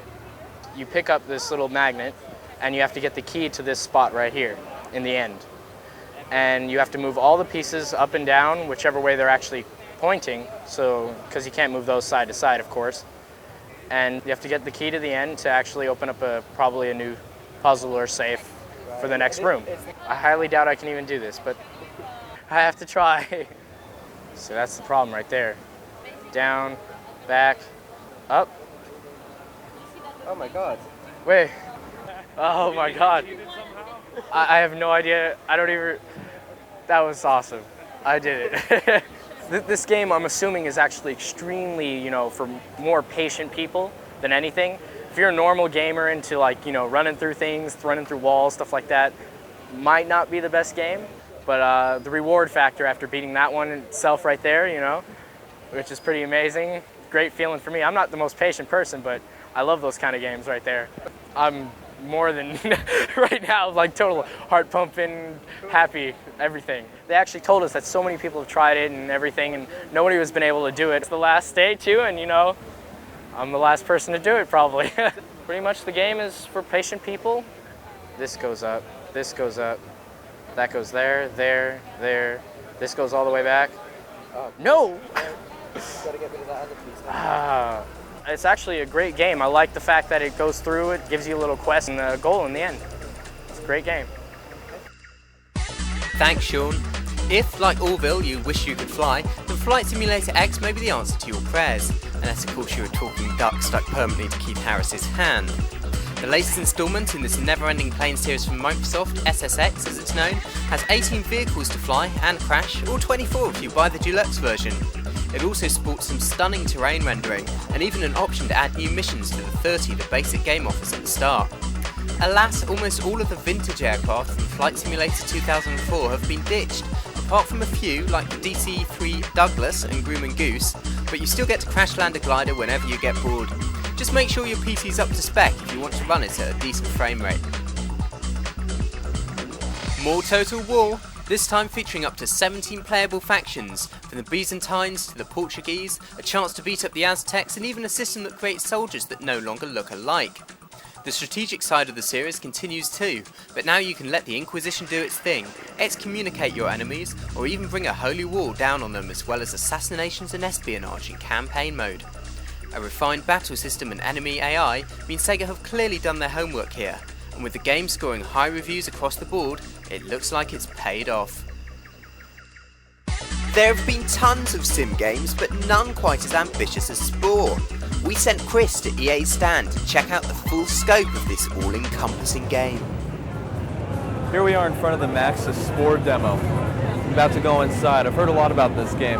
Apparently you start out as a tiny little amoeba and work your way up into intergalactic conquest. But we're going to find out more. Let's find out.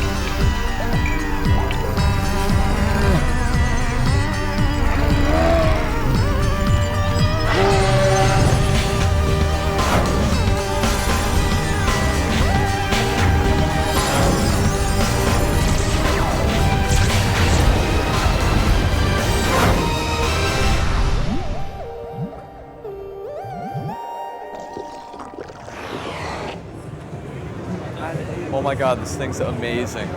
You gotta check this out. This is gonna have so many implications in the game world, in the movie world, in the machinima world. Imagine what you can do with Pixar. Now you can do this in milliseconds. You can render out full animals, you can render creatures, texturing, shading, it's amazing. Its eyes, its body shape, you can even twirl it around, make its backbone however you want. It's way cooler than I ever thought it would be. I'm impressed. I'm really impressed with this game. You can create anything you want. Predators, prey, herbivores, carnivores, everything. Any way you want to do it. No keyframe animation, it's all in the machine. I'm just so amazed. I can't even think of ways to describe this game. Starting out from a little amoeba, you work your way up into civilizations. You can interact on the personal level like The Sims, all the way to civilization mode, so it's basically Sim City. And then from there, you get into the UFO mode. From the UFO mode, you can go and fly around all to other planets. Each planet's unique. There's computer-created planets, which are kind of cool, kind of amazing. But the most unique part is user-created planets. With an internet connection, it automatically finds creation from other gamers and directly links them into your computer. Instantly, you can have user-created content on your machine, and you're playing with people from around the world. Anything anybody else has created anywhere in the world is automatically there. The possibilities for this game are endless. It's amazing. To see these things, you click a button and it goes out into a planetary view. You got your solar system. Click more, you got your local area view. Click more, you got your galaxy view. You got an entire galaxy of stars. Each of those stars has planets. Each of those planets has life forms. And you can see hundreds of galaxies around you. There's just so many different things you can do with this. The conquest and the possibilities and, oh man. I don't know how the people at Maxis did this, but I'm definitely hooked. The fret-bashing marathon that is Guitar Hero returns to the PlayStation 2. Players can once again strap on their plastic guitar add-ons and strum away, this time to new rock genres like psychobilly, hair metal, thrash, alt-rock and other sad sections in your dad's record collection. Plus, wannabe Axemen now get to cooperate instead of compete. One gets to play lead while the other plays rhythm or bass. Points are scored by sticking to the tune as before, but now players get to mock their friends as they miss a note or two. Whether that will cause fights is not known, but it sounds fun. A game about seals doesn't sound much fun unless you want to spend all day going half-half eating fish and occasionally getting clubbed to death. But SOCOM Combined Assault is about Navy SEALs who are much cooler. Carrying on Sony's franchise, this sequel lets you play with up to 3 other players, all equipped according to personal tastes. No feather dusters though. Otherwise, it's more of the same addictive 3D tactical shooter fun, but now with new weapons and vehicles to choose from. Sony, bless them, have also made all the maps from SOCOM 3 available, meaning you can still clash with your friends online even if they're too cheap to buy this latest edition.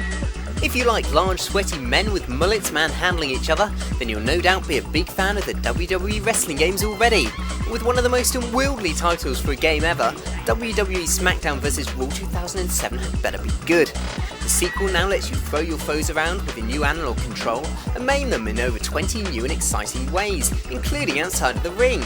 You can even get help from the fans who will gladly hand you weapons so you can pretend to beat up your foe in an unconvincing manner, and then have a beer with him afterwards. As an aside, you can still create your own wrestler. So, if you've ever wanted to wrestle as the Mars Marsupial Molester, this could be your big chance. Marvel's many superheroes, as in Spider-Man, the Hulk, Wolverine and the other ones, are ready and willing to be played in this open-ended 3D beat-em-up come RPG. Or at least 20 of them available, and you can unlock new costumes and powers from them during play. In fact, the game, which lets you control up to 4 characters at once, is in effect a sequel to X-Men Legends 2, not least because it was developed by the same team at Raven Games. Perhaps the most interesting part of the game, though, is its open-endedness. Depending on the player's actions at different points of the game, its ending can vary wildly. Here, decisions count. Or at least, that's the idea. God of War 2 sees you play once again as Kratos from Greek mythology. This ex-Spartan warrior has now become a god of war and has to fight for control of his own fate. Games player Karina had been an avid fan of the original God of War, which combined gruesome combat, puzzle solving and platform action all within a dark and mythical setting, so we sent her over to the Sony stand to tell us all about this much anticipated sequel. I'm about to play God of War 2. I played the first one. Oh, it was great. I passed it. It was challenging, so can't wait until see how it is. I just finished playing God of War 2. Can't wait until I buy my own. It was exciting. They made a great job doing it. Same as the first one. It's a great game. It's everything in it. I mean, you can't just go into one thing. Everything. The character, the enemies, the fighting. The fighting is different. The moves, the magic is more powerful. There's more variety of moves. You can combine combos, and the enemies are harder to fight, and it takes longer to fight them. So it's just it's way different than the first one. It's a 3-headed dog attack me, and you have to kill each head at a time before it kills you. So it just takes more strategy, get away from the dog itself, and then kill one head at a time. There's just new moves to learn. The second one has twice the amount of moves on it. The game itself is just very exciting. You get into it very quick, and if it's too easy, you can always change the level. There's little puzzles, little hidden passages you gotta figure out. It takes time to do them, and that's the whole challenge, to figure it out, not to give up on it. Oh, come on. I need 2 bodies. You can't be stuck forever, so first I struggled, but I got through them. You gotta search around for clues, for broken walls, anything that's around that's not usual, and you'll get the tip of the game, and then you get out of it. I'll be at the stores waiting for it. Thanks, Karina. Sega have been spelling fantasy wrong for nigh on 20 years now, and the misspellings continue apace with Phantasy Star Universe. This latest RPG boasts a single-player mode for loners with no mates, and an online mode where lots of loners with no mates can come together and play. As per usual, your characters grow over time with experience and get kitted out with ever nastier weapons. But now there's also a real-time combat system to play with. It can get dull and repetitive and hasn't evolved much since Phantasy Star Online. Fans will lap it up, whereas the rest of us can be pleasantly surprised as long as we don't expect too much. What happens when the creator of Resident Evil joins forces with the creator of Beautiful Joe? God Hand, it seems, is the end result. In this violent but faintly surreal 3D beat-em-up, you get to beat up everything that moves, and indeed most of what doesn't, like chairs, furniture and even buildings too. Much fun can be had with the brutal combos, which belie a rather simple 2-button control system, and the in-game physics lets you hurl your foes about with real ease. Mind you, whether the odd Arabia meets Wild West meets post-cyberpunk setting, or even the canned laughter, will also work as anyone's guess, as this looks quite a bizarre game at times. Let's just hope it doesn't get too repetitive. Marvel Comics' demon biker Ghost Rider is a very busy bunny of late. Not only does he appear as one of the playable characters in Marvel Ultimate Alliance, but he's also getting on his bike, if you don't mind the joke, to make his film debut in a movie starring avowed comic freak Nicolas Cage. The game of the film promises a mix of 3D fighting and racing action, as well as the usual procession of characters, monsters and villains from the comics. As a bonus, famed comic scribe Warren Ellis has developed the plot and dialogue, so if nothing else, the one-liners should be good. Naruto is that rarest of beasts, a manga and anime that threatens to break out of its fanboy ghetto and into mainstream popularity. It's an engaging series regarding the adventures of a young ninja and his friends, and of course has a PlayStation 2 spin-off. This cel-shaded game lets you take control of one of 14 characters, each with their own special moves, and then try to beat up the other 13 over several levels of ninja fun. But it's the little touches that stand out, like the animated cutscenes mid-fight and the comic book style pows and thwacks that appear on screen every time you hit or get hit, which give this game its original edge. But perhaps the game that was causing the most excitement amongst our PlayStation 2 gamers at E3 was Square Enix Final Fantasy XII, and enthusiastic Corey and Jovan were on the show floor to take a look at this much anticipated sequel. Well, hey, I'm Corey. I'm Jovan. And we're here right now actually at the Sony stand with Final Fantasy XII, about to go take our first look at it. So I've taken a small look at it with the Dragon Quest VIII game that had the demo with it, but hopefully now they're supposed to have a lot more functionality into it and a lot more of the game developed, so they'll see more summons and all kinds of other fun stuff. I'm really excited because they combine elements of past Final Fantasy games and the new Final Fantasy XI. So it's supposed to throw away its old typical waiting role-playing system and battling system and just incorporate a new one. So I'm really excited about that. Also the story and the music. And the graphics look really good too. So let's go check it out. Final Fantasy XII was awesome! Woohoo! You got combo attacks in it. You can actually mix magic attacks from different characters that create special effects. And they even had chain combos where if you kept killing people and killing people, you were getting more and more XP the faster you could kill the enemies. What's also really awesome is that for the first time, you can choose your party leader. Not only the main character, but anybody in the party. You can leave with this person, so that's a really cool element. And the real time. Run away from their attacks when they're about to attack you in mid while you're waiting for your attack to come back. So it was all kinds of fun. It was really good. My section of the game was kind of like a desert area, and I was killing all kinds of crazy birds and dogs. I even had a dinosaur come after me, and I found a brown chocobo, and I killed him. I was trying to tame him, but I don't know how to do that, so he was trying to run, so he got killed. In my section of the game, I was in the mountains by the snow, and we were just walking around killing enemies. It was really good, though, because you got different types of enemies, like wolves, ice elements, and I didn't get a dinosaur, just a bunch of wolves. I had a T-Rex coming after me. The reason why I personally like the Final Fantasy games overall, just in general, is they have some of the best storylines of any RPGs. Yeah, best stories. Their games involve you in the game. You get emotionally attached to your characters. And they also have great mini games, and just the gameplay is always fun and intuitive and also different each game they play. They try to make it a little bit different so you're not getting bored of the same exact gameplay.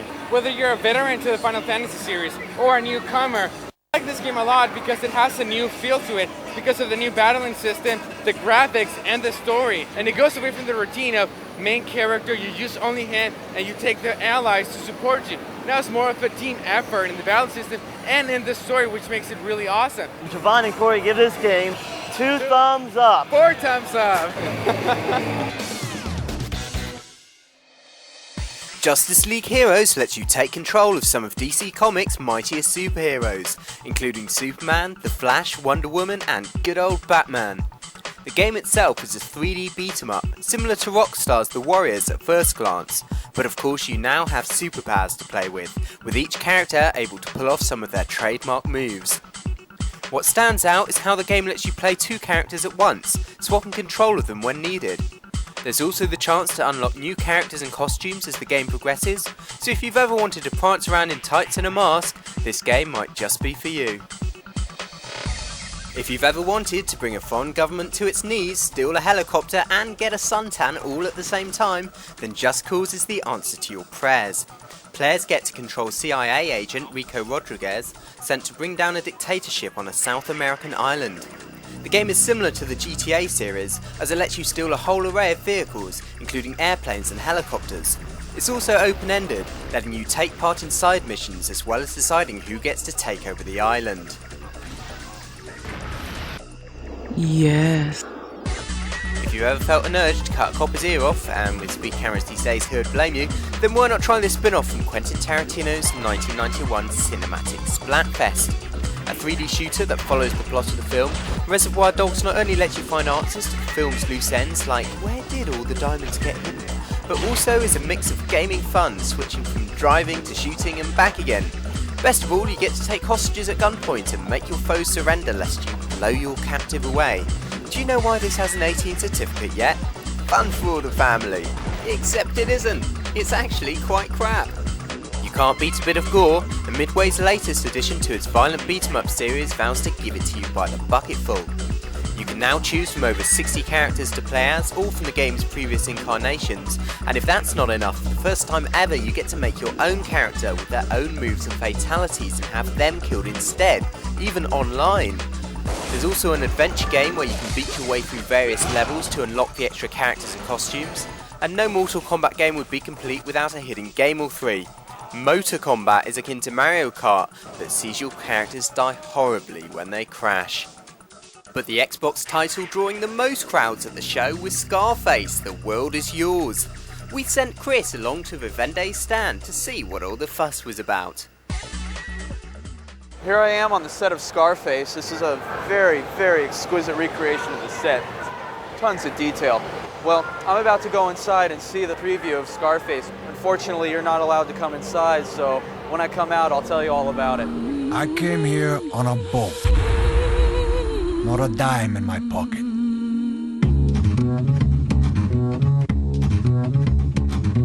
Say hello to my little friend!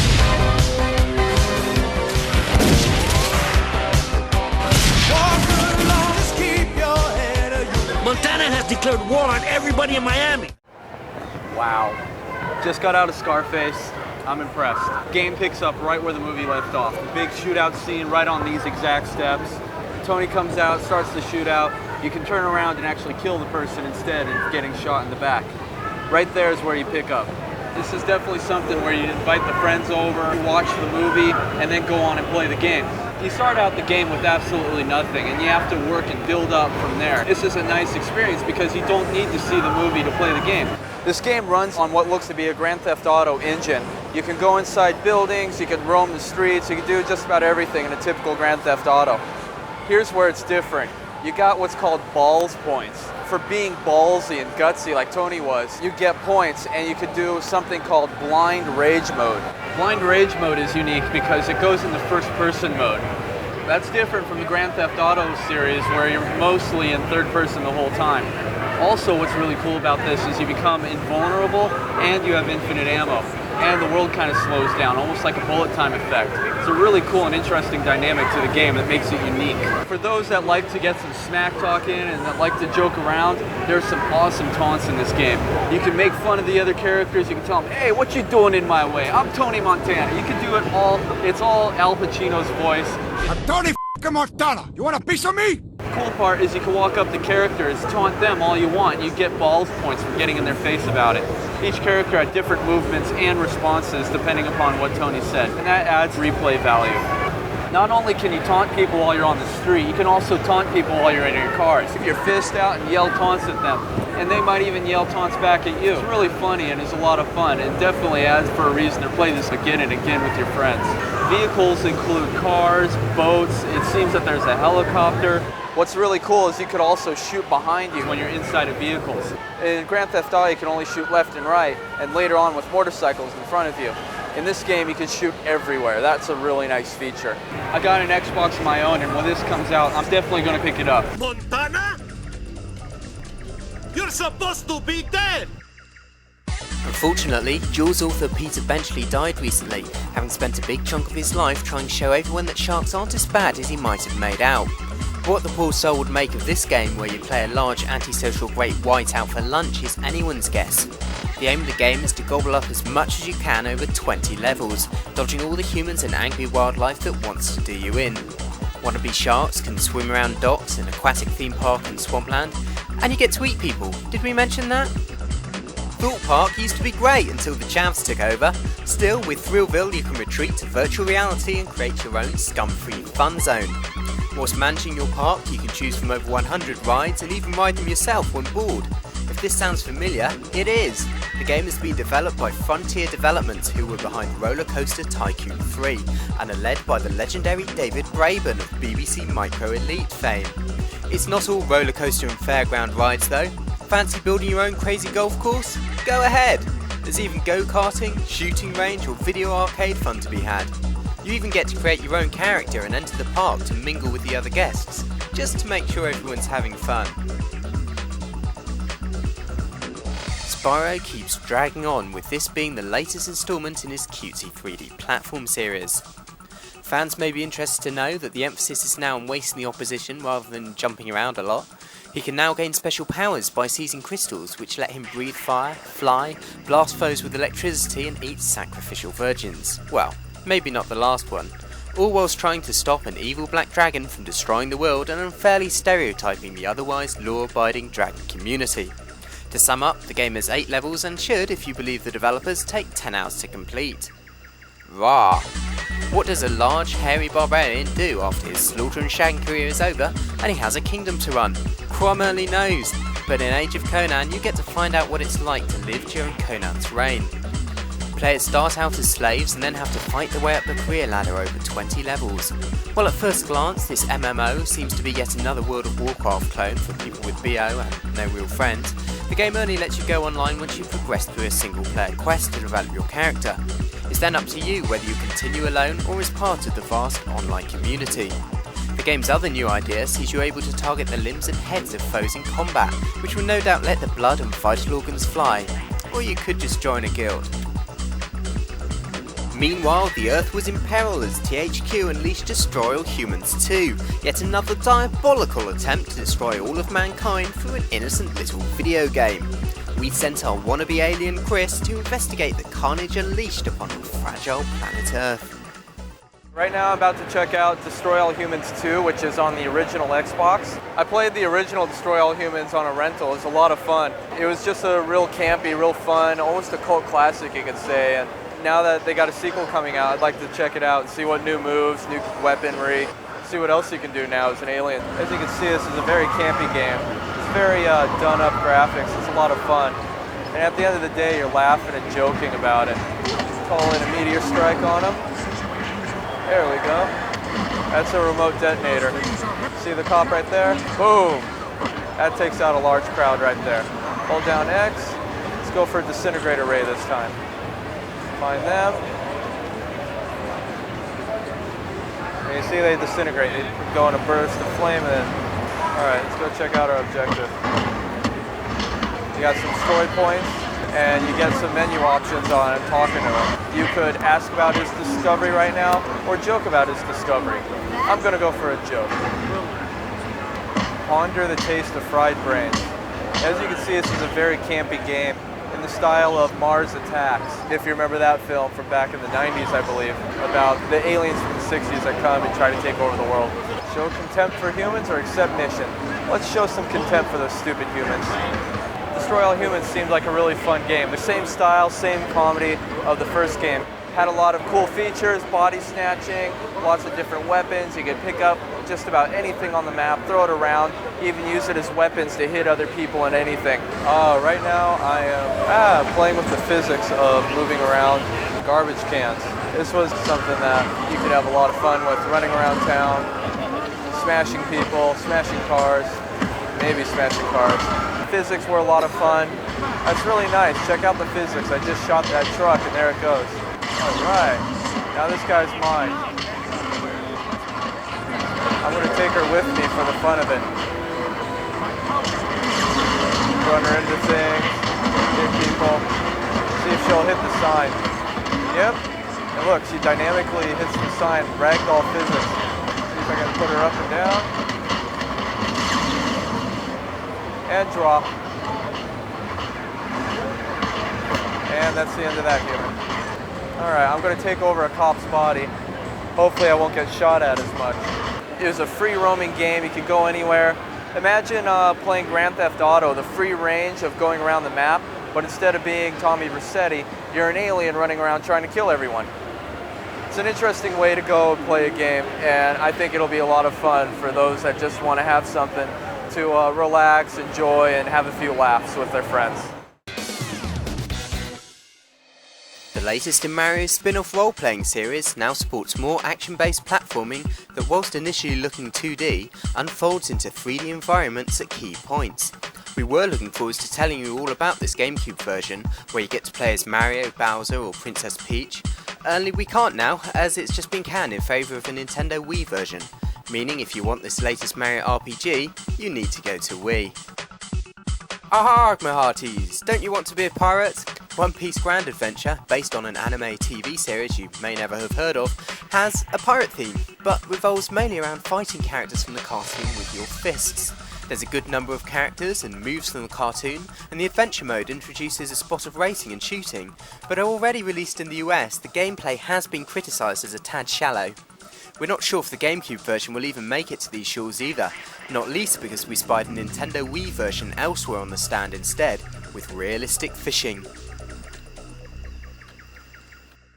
Likewise, SpongeBob SquarePants, creature from the Krusty Krab, is apparently coming to GameCube, even though again we could only see the Wii version at the show.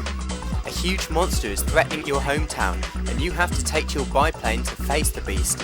Although we only saw the flying section at E3, other levels include taking control of the monster himself and thrashing the environment around you, or engaging in some platform action, so a bit of variety there then.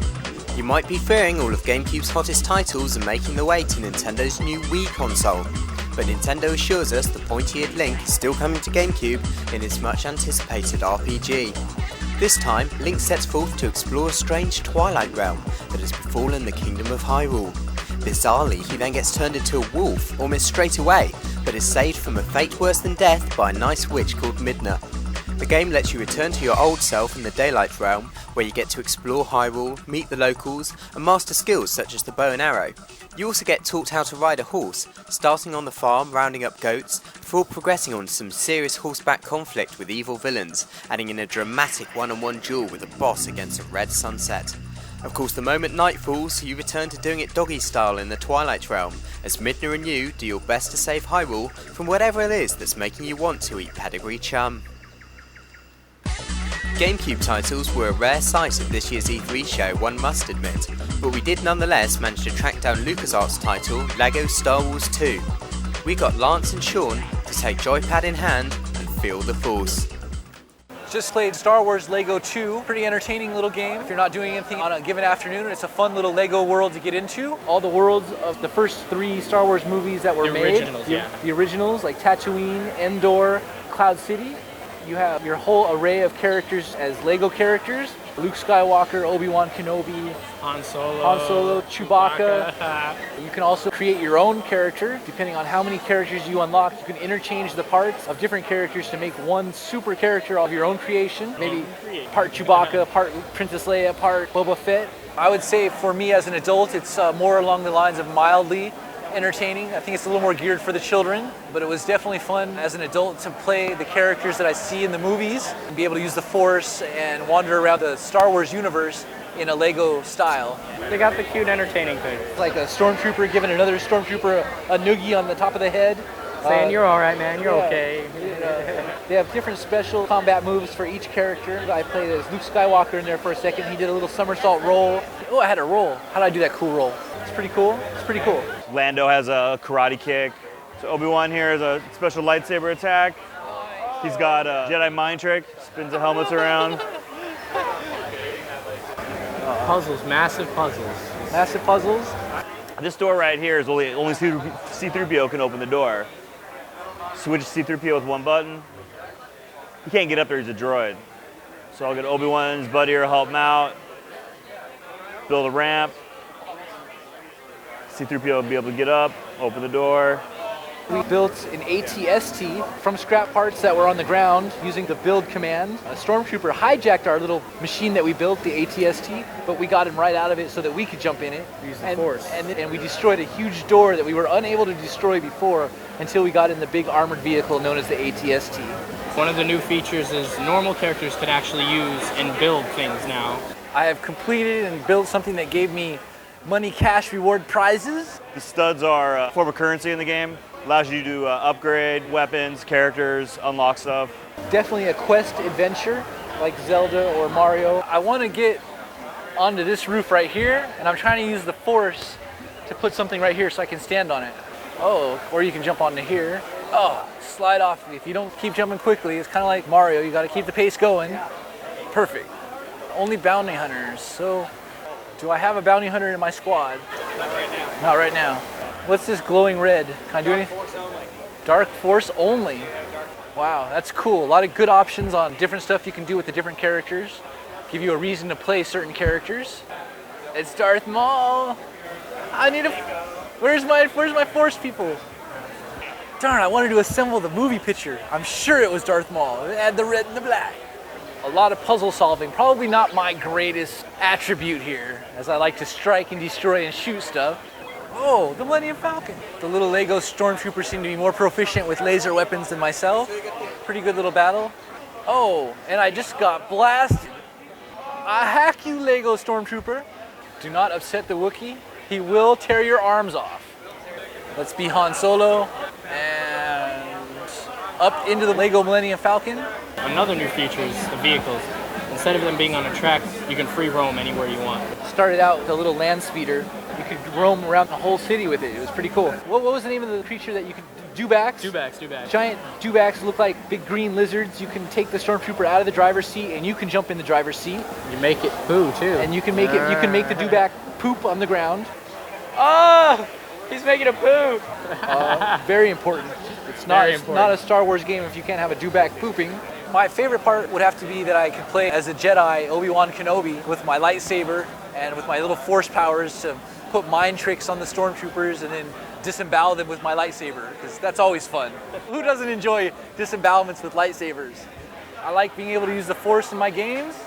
I'm going to use the force on this stormtrooper right here, turn his head around and smash him. There's actually a lot more action in the little Lego game than I expected. Constant little gunfire from the little Lego stormtroopers. Dying massively. Yeah, definitely if you're a fan of the Star Wars universe, check it out because it brings a whole new depth to the Star Wars universe. Yeah. So you'll see all your favorite characters and you'll be able to interact and be them and guide them on the Lego journey. If you're a parent and you have kids, definitely get this game for your child. It's a lot of fun, very good humored, nothing foul about it at all. Very, very cool, very cool. If I was younger, I would want to stay here all afternoon and play Star Wars Lego 2 in the afternoon. Definitely. Thanks, Lance. That wasn't the only LEGO game we saw at E3 though. Bionicle Heroes lets you take control of the LEGO action heroes in a lush 3D environment. This being LEGO, you get to shoot your foes, then use the bricks they're made from to upgrade your character and make him, her, it even harder. Levels can also be replayed after you've completed them, so you can access new areas you couldn't before. And this being Bionicle, there's also the ongoing allusions to Polynesian mythology, such as the Toa masks that grant special powers like flight, if you can get your blocky hands on them. Aloha me old muckers! Spotty 14-year-olds with no girlfriends rejoice! Nubile Crypt warrior Lara Croft has returned and remains as pneumatic as ever. This time though, Eidos has told original developers Core to go forth and multiply and have instead brought in Legacy of Kain creators Crystal Dynamics. Now the game has interactive backgrounds and a super advanced graphics engine, As for gameplay, Eidos promises a return to form for the series, putting the focus back on exploring ancient ruins and solving puzzles, yet still providing plenty of action and violence nonetheless, whether it's taking on enemies or falling to your peril after a mistimed jump. Not a game about chiropody, Happy Feet is in fact the spin-off game by Midway of the upcoming family film about tap dancing penguins, Trippy. The game is set in a 3D Antarctic environment where you can guide your waddling bird around, interacting with your fellow fish guzzlers. You can then take part in Dance Dance Revolution-esque button bashing as you try to get your penguin to strut its thang and look impressive. Whether this will be any fun is not yet known, as only the film's trailer was actually on show, but the film's producers, Warner Brothers, have threatened any games company that fouls up one of its licenses with dire consequences. So if the game is a dud, at least we can all laugh as Midway is slapped about viciously. Another instalment in the ongoing adventures of Sam Fisher. He's now hitting the Prozac after his daughter snuffed it, but still manages to infiltrate a criminal gang out to kill millions of people. The game claims to force you into making moral decisions, like whether you should slay one man to save many more, and it's the first time we've seen Sam Fisher as a double agent unmasked and working in broad daylight. But at its core, it's yet more of the same sneaky espionage that we all know and love. Barnyard is another spin-off game from yet another animated film. Alas, it's not a game where you get to pump chickens with hormones or feed sheep bits of ground pig's rectum. Instead, the game lets you take control of a talking cow. His adventures are open-ended, with lots of non-linear missions and mini-games, and the option to squirt milk at enemies, as one does. You also get to build your own barnyard nightclub as the game progresses, as well as access to more quests and Easter eggs like artwork from the film, just in case you need an incentive to keep playing. Set during World War II, Castlevania Portrait of Ruin sees desperate and suffering souls decide to pass the time by helping two evil vampire sisters rebuild Dracula's castle. The job of our heroes, vampire hunter Jonathan Morris and magical Charlotte Orlean, is to stop them from creating this castle and giving a lot of sore necks to unsuspecting folks. The game stays true to its 2D heritage, but allows you to switch at any time between weapon-wielding Johnny and spell-casting Charlotte. Both of them can also summon demons or work together to pull off special combos, and as if that wasn't enough, you can even go online to play a special cooperative boss mode, get a high score, or buy and sell items in shop mode. Reminiscent of a Greenpeace protest with swords, Square's Children of Mana is the tale of a mana tree that needs saving after it was corrupted by evil. Naturally, this entails using the Sword of Mana to free a number of guardians from corruption by fighting them in dungeons. You progress through dungeon levels by putting an egg-shaped drop of light into a fountain of light whilst fighting enemies in between. The battles are real time and your fighting prowess can be enhanced by collecting various magical gems which help you customise your weapons. While set in the popular world of Mana, the game is nonetheless just a ton of dungeons, so whilst it's a decent effort, don't go expecting too much. Why risk broken nose, cauliflower ears or black eyes with your traditional sports? In fact, why bother doing anything at all when you can get a robot to do it for you? Custom Robo Arena pits robot versus robot to decide who wins the Custom Robo Championship. Don't think it's as easy as picking the hardest looking robot though. Nope, you've got to build your own, exploring a sci-fi world and search the various body parts, legs and weapons that will give you the best defense, speed and attack attributes in battle. Only then can you go into the Colosseum and fight for the right to, well, not party, but you have the right to fight nonetheless. Got a score to settle against your friend? Challenge him or her to a two-player duel. Dedication isn't all you need, just a big fighting robot. Not all government employees are stiff bureaucratic killjoys. In Elite Beat Agents, Commander Khan dispatches his men in suits to save the day by dancing. A wacky story describing someone's problem is told on the top screen, and on the bottom screen you tap along to the rhythm of one of 19 songs, including Madonna's Material Girl, the Jackson 5's ABC, and even the Village People's YMCA. Depending on how well you do, the outcome of the story is affected. So DJ, play your funky tunes, and for the sake of the people out there, you'd better get down tonight. In Yoshi's Island 2, baby Luigi has been kidnapped, and it's up to Yoshi to save the day. As if that wasn't enough, Yoshi has to babysit baby Mario, Peach, Donkey Kong and Wario along the way. If sure isn't easy being the green one. Fortunately, the babies bring with them unique powers, such as Mario's speed, Donkey Kong's strength, Peach's flight and Wario's unique magnetism.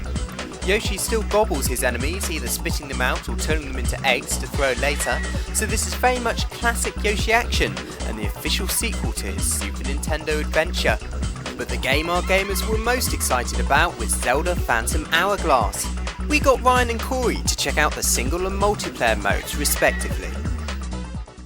I'm about to play Zelda Phantom Hourglass. I felt that the DS has always been kind of lacking since launch. It sort of feels like an overclocked Game Boy. I think that this game would really sort of start to elevate it and bring it into new territory. Something that's a little more entertaining, something that's a little more, not necessarily three-dimensional, but a little more current generation gameplay. So, I'm looking forward to it. I enjoyed it. It plays like a three-dimensional Zelda. It's more isometric 3D, kind of over the head. Reminds me of somewhere between the Super Nintendo generation of Zelda and the Nintendo 64 generation of Zelda, which you could say for a lot of DS games, but I really enjoyed it. I started in the Hyrule Field playing the classic Zelda music, which was a nice touch. Look at that Zelda music, nice. Ran around, killed a couple of Octoroks, and then there was a little dungeon that I walked into, and there was a strange symbol on the wall that I had to trace a logo onto. Z. You think? Zelda? Yeah. I figured it would have been a Z. However, that wasn't correct. Maybe not.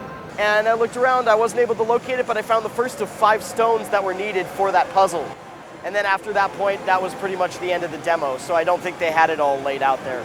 I like it. I do feel a bit strange not holding the controller in my hands and using the buttons. However, using the stylus, use the stylus to move as well as attack. You want to attack a monster, you double click them. You want to talk to a non-player character, you tap on the character, you do a little double tap. So it sort of has a PC point and click kind of feel as well, which I thought was cool. It's a nice touch for Zelda. They said it comes out the 4th quarter. I definitely want to pick it up. You know, I was already sold on the concept of getting it before I came here, now I'm just more convinced. Well, right now we're here to see the new Zelda game. Actually, I'm going to be checking out the multiplayer aspect of this game through the Wi-Fi action. I'm going to be playing this guy right here. And well, we're going to see how fun this is going to be. I just got done playing the multiplayer. Played Link trying to take a piece of the Triforce from 3 of the Goblin Guards. On the top map, you can kind of see where he's going. And on the bottom, you kind of follow basically the ferry that's in front of him. You had a little ferry to show where your character was, and you moved a little bit forward when you're playing as Link to move around. Then you switch over and you're playing as the goblins with a sword. And when you're playing as a Goblin Guard, you're drawing little lines on the map trying to stop Link, get him from the piece of the Triforce, or from stealing yours if he's trying to steal yours. You have 3 goblins to control all at the same time. Almost like an RTS kind of feel, because you can only see Link when you're actually kind of close to him, and just try and guess on where in the map they're going to be. When he picks up one of the pieces, he moves a lot slower. So your Goblin guys, the person who's playing against them, have a better chance of being able to catch up to him. And if they catch him, they swipe him with his sword. Dude, that was by the skin of my... Ah! Man, he snuck up on me. Yeah. Then it swaps around, so then you're Link trying to take the crystals from them, and they're playing as the Goblin guys. And it goes on for about 5 minutes, and whoever has the most points after 5 minutes wins. I personally came up winning. Yeah, won! You have to bring the Triforces back to your home base, and then you get points for it. You can even have all the fun sneakiness of stealing your friend's Triforces once they got it. Question, can you steal ones from him? We don't know, why don't you try it? I'm going for it. Stole one of his coins, which is what put me on top. So you can take points away from people, and it's all kinds of fun. And like I said, I won, which made it even better. But yeah, I'd definitely buy this game when it came out. Thanks, Corey. Meanwhile, Square was showing off Final Fantasy III, a conversion of the NES classic that's never been released in the West before. Oh, we've had Final Fantasy III for the SNES, but that was just Final Fantasy VI renamed. Confused? It's simple, really. An old NES game given a 3D overhaul, the battle system tweaked, a new crystal to find and dungeon to play through, and hey presto, a Final Fantasy game none of us Westerners have played before. A top effort that makes excellent use of the touchscreen and even uses Wi-Fi for in-game mail. This Dragon Quest spin-off sees Slime Monster Rocket having to save the slimes of Slimenia from the cartel called the Plob. Having rescued a slime at a time by bouncing, stretching and floating your way through adventure levels, they assist you in end-of-level tank fights, even able to be launched as cannons for comic effect. Customise your tanks with weapons and items and see both inside and out with the help of dual screens. There's even a multiplayer mode where you can challenge up to 4 friends to an all-out slime battle. Pauline, the original damsel in distress from the old Donkey Kong arcade game, makes her first appearance for 2 decades in Mario vs Donkey Kong 2. She's at the opening day of Mario's new theme park when she's kidnapped yet again by the Big Ape. Mario, being too much of a capitalist fat cat these days, decides to send the theme park's mini Marios to rescue Pauline in his stead. However, these little toy characters need poking and prodding with a stylus to get going. Guide them like lemmings through each of the theme park levels, and then shoot them out of cannons at Donkey Kong during boss stages. The more minis you move, the more points you get, making it easy to play but tough to master. The fun need never stop though, as you can create your own levels and share them with your friends via Wi-Fi, giving plenty of replay value. If only the real world was as simple as Kirby's world. No international terrorism or grannies being mugged, but oh dearie my if someone hasn't early gone and stolen the strawberry shortcake. Kirby's mouse attack sees you go after the squeaks in traditional Kirby style, negotiating platforms to progress and swallowing enemies to copy their abilities. Whilst abilities can be mixed and matched with the stylus, the rest of the action is very much old school gameplay. You've nonetheless 2 new abilities, Animal and Bubble, and your attacks now affect the environment, burning trees, freezing water or cutting grass. Oh, and up to 4 players can engage in mini-game fun. We'll be eating strawberry shortcake by tea. Nintendo were also showing off the Nintendo DS browser, which makes surfing the web on your DS a reality. The touchscreen means typing is easy, with an on-screen keyboard or even handwriting recognition, while special features such as zooms and fit to width make browsing the full-size web on a little portable device very possible indeed. Though be warned, it doesn't yet support Flash, so animations and YouTube videos will have to wait till you get home.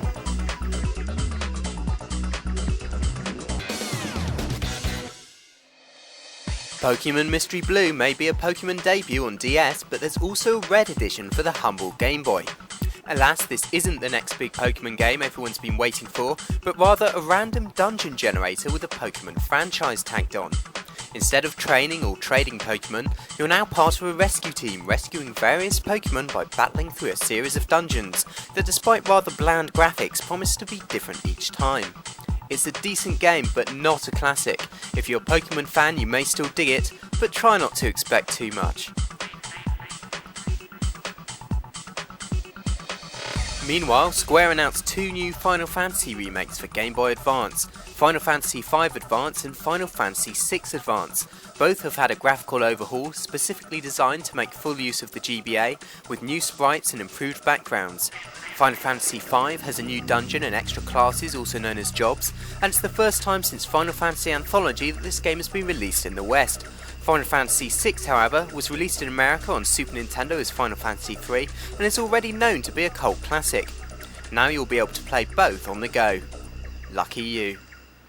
Already doing its cute yet cool thing on the home consoles, we caught LEGO Star Wars 2 doing the rounds on the portable Game Boy Advance. Adopting an isometric 3D viewpoint, the game nonetheless lives up to the high standards set by the console versions. The only slight drawback is that this version doesn't have a multiplayer mode nor allow for custom characters. It still gives you 36 characters to choose from though, most of which are unlocked during play, so despite the story mode being short-lived, the free play mode lasts longer as you unlock extras across the game's 16 levels. Different characters have different abilities for solving different puzzles, whilst the shooting action is thick and fast, and you also get to man vehicles including the Millennium Falcon. Definitely a solid title for Nintendo's little portable. How surprised were we to see the Bible game? Playing as Billy or Jenny, you go through 6 levels to get 6 parts of armour from 6 churches. Yes, 666, before having to defeat a final boss. It may sound exciting, but it's not. The main redeeming feature is the Bible trivia questions that have to be answered to progress, but even then some of the trivia is flawed too. If you fancy walking around bland levels jumping on spiders, then this may do it for you. If you're looking for something to make Bible reading fun, however, you'd best look elsewhere. Capcom's Classics Mini Mix was also announced at E3. Alas, we're still waiting to hear if it'll reach European shops, but the American release sees Mighty Final Fight, Strider and Bionic Commando all on one cart. These are classic NES games, so don't go expecting Super NES graphics. Nonetheless, Mighty Final Fight is about walking sideways and fighting, Bionic Commando sees you use a bionic arm to negotiate platforms instead of just jumping, while Strider is a classic arcade affair, although the NES version was different from the arcade original, with an added adventure element, albeit less impressive visuals. What this 3-in-1 bundle lacks in graphics though, it makes up for in value. Solid games, a little bland in places by today's standards, but their levels set a good challenge for any discerning gamer. Big name games are dwindling now on Game Boy as all the hot portable titles are on Nintendo DS or PSP, but Sega still had a surprise for us in the form of announcing a conversion of their original Mega Drive version of Sonic. Not the 8-bit Game Gear version or Master System version, but the proper 16-bit Mega Drive version. While some may see this as money for old rope, the original Sonic is perhaps one of the best loved episodes of the Blue One's adventures. Now you can play the game that started it all on the move. Alas, the rest of E3's Game Boy games were made up of budget or licensed titles such as those from the Zoo Digital. Princess Natasha, Student Secret Agent is the game of the cartoon that's usually fighting robots with flying kicks or special weapons. Monster Trucks Mayhem looks like a mini RC Pro-Am, whilst ATV Thunder Ridge Riders put you on quad bikes. But with Zoo's Harlem Globetrotters and Rock'em Sock'em both getting lousy scores in the gaming press, we don't really want to build your hopes up too high for these offerings. Rather, the Game Boy title our gamers really wanted to see was SNK's classic platform shooter Metal Slug. However, as Dan was to discover, the game of the show was still very much a work in progress at the time. We came here to play Metal Slug for the Game Boy Advance, but it's in very early development stages. There's no AI, some control issues, like as you can see I cannot shoot downward, and my score increases without actually killing anything. But the best thing about it is completing the mission just pressing select and start. We did the infamous code up, down, down, left, right, A, B, start, and look what happens. You don't get hurt. It's the famous Konami code. The first Metal Slug was great. Played in the arcade, dropped around $10 just trying to beat it. I'm actually a big fan of SNK. I love the King of Fighters franchise. I like the Metal Slug franchise, but I don't know about this. It's one that's full of bugs, but that doesn't necessarily make it a bad game. It's barely in its early development stages. So the game is still in early development. You know, if you're a fan of the fast-paced shooter that Metal Slug is known as, you would find it a worthy addition to your library. I would get a Game Boy just to play Metal Slug. You remember all those days going to the arcade or going places and you see a Metal Slug, you just can't stop. The SNK machines over here got Bust-A-Move, Metal Slug, and some fighting game. Bust-A-Move and Metal Slug were the ones where I was spending all my quarters. One of my friends ended up not passing a bunch of his classes as a result of Metal Slug. Metal Slug 1, 2, and 3 were on an SNK machine at the arcade, and well, let's just say he's got a degree in getting the highest score in Metal Slug, but nothing else. This game is my childhood, my life. Anyone can play it. No one will look over your shoulder and go, "Ooh, what's that?" You can hand this to anyone. Anyone can play this game. It's instant gratification in a pack. It's great.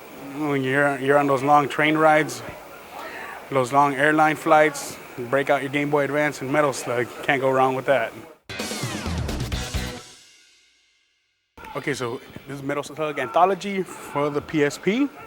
We have the original Metal Slug 2, Metal Slug 3, Metal Slug 4, Metal Slug 5, Metal Slug X. And since we had some technical difficulties with the Game Boy Advance version, we're going to play the original Metal Slug that's coming out on Game Boy Advance on the PSP. Although this Metal Slug doesn't incorporate the analog stick, the directional pad still has a good response to moving around the environment. Nice fluid movement, very true to the original arcade version, and everything seems intact. Very fun. A Metal Slug Anthology on the PSP. What more do you want? You got 6 titles, loads of fun. You know, who doesn't get tired of a 2D shooter? The good thing about it, if you're driving, you have kids, they'll be kicking and screaming. So this had to shut those little brats up for a bit while you're trying to drive and keep your cool. Because I know I'm sold. That baby just bounced. I love it. Thanks, Dan. Ever felt you were conforming too much by driving on the roads? Rather than veer off and risk causing hundreds of pounds worth of damage to your parents' car, why not check out ATV Off-Road Fury Pro for PSP? It offers you 30 different environments and 6 different terrains to go crazy on. Plus you can spend thousands tuning up and customizing your own vehicle just to destroy it in a matter of seconds. Cross-connect with ATV Off-Road Fury 4 on PlayStation 2 and trade vehicles or share circuits you've created in the track editor. Mini-games and multiplayer modes are also available, so despite sometimes infuriating AI and repetitive muddy terrain, there's still plenty of jollies to be had. Metal Gear Solid graphic novel is exactly what it says it is, a graphic novel retelling the original Metal Gear Solid storyline as interpreted by Chris Aprisco, with Ashley Wood from the official comic series stepping in to provide the artwork. For the most part, it's a straightforward story, but there are items to collect in some of the scenes that unlock special flashbacks. It's one for fans of Metal Gear's plotline or comics in general. Those looking for an actual game as opposed to an interactive comic book though, had best look elsewhere. NBA 07 for the PSP is the next instalment in Sony's popular basketball series. Unlike the console games, there's no career mode, but a number of mini-games have been introduced, such as the Slam Dunk Challenge, which involves following button combinations to pull off slam dunks. You also get carnival-style games like Pop-A-Shot, Pinball and Skee-Ball.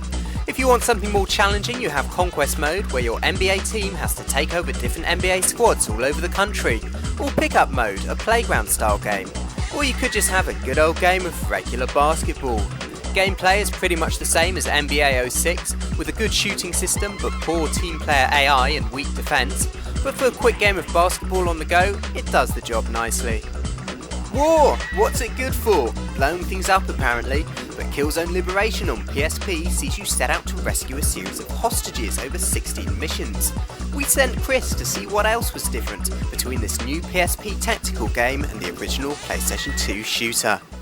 I just played Killzone on the PSP. The art team have worked really hard to make it feel like a believable Killzone world. The environment isn't static. You've got this crane swinging, these wires here, they're swaying in the wind, water coming out of there.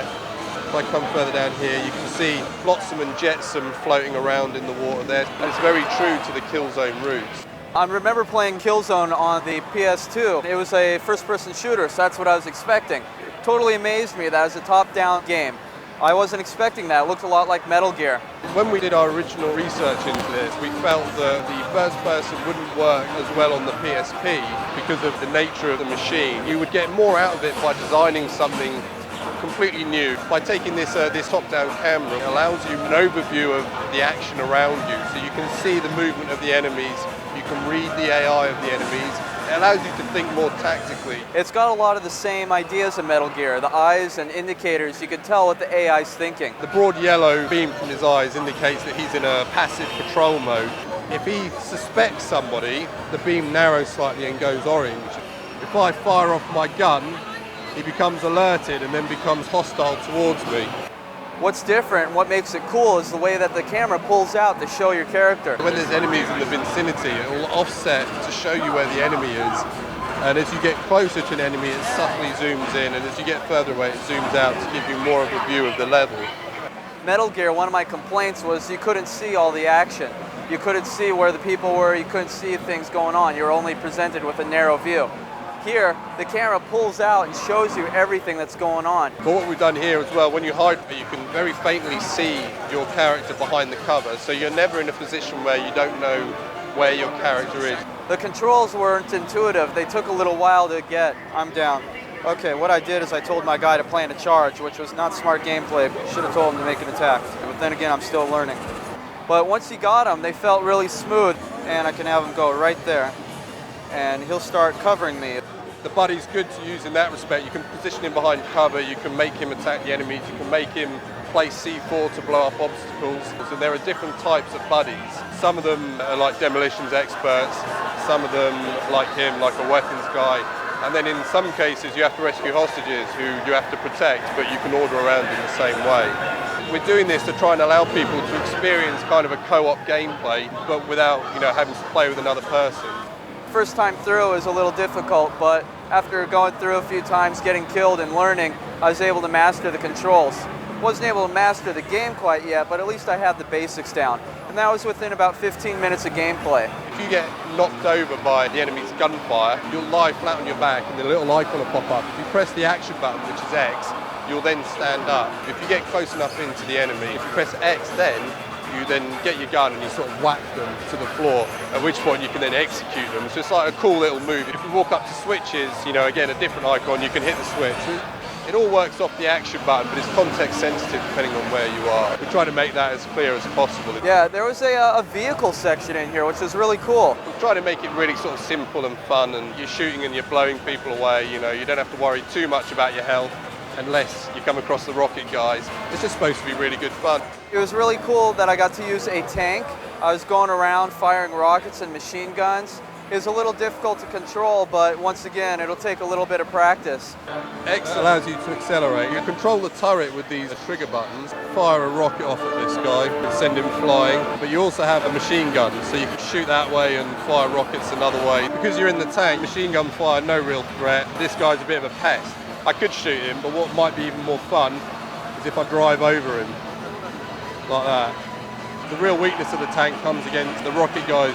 So it's a bit of a stalemate because when he fires a rocket, I can fire a rocket back, which will blow his rocket up, but it's all about the timing, really. By about my 4th time, I had it down and I was ready to go. I got pretty far. First time I tried playing this, I had no idea what was going on, no idea where to send people or anything, but after getting the tutorial from the producer, I'm a little bit better now. Wow, these guys are moving quite fast. Faster than I'm used to. AI seems to be really good for a handheld, and I'm down for the count. But I'm sure after lots of practice I'll be able to do much better at this. Overall, it was an interesting experience. I'll definitely talk about it. It was a little frustrating at the beginning, but once I knew what I was doing, it became quite fun, and I was thinking less about what button to push and how to take out the AI and control my character.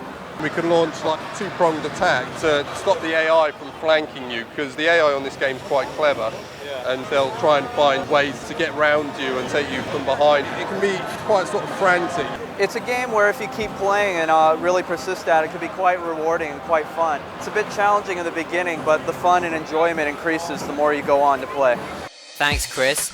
Sonic sure can run, and in Sonic Rivals you start off racing against Knuckles in a friendly competition, but it's not long before others join in and you find yourself in a race with your rivals. But don't panic, you can take advantage of boost moves and shove fellow racers out of the way in your bid to be the first over the finish line.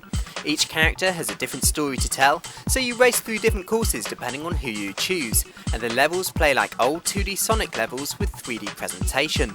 Race against the machine in one player, or take on your friends in multiplayer mode. There's even a reward system to improve your character's performance, so racers, start your hedgehogs. Another game we caught doing the rounds on PSP was the beat-em-up Legend of the Dragon.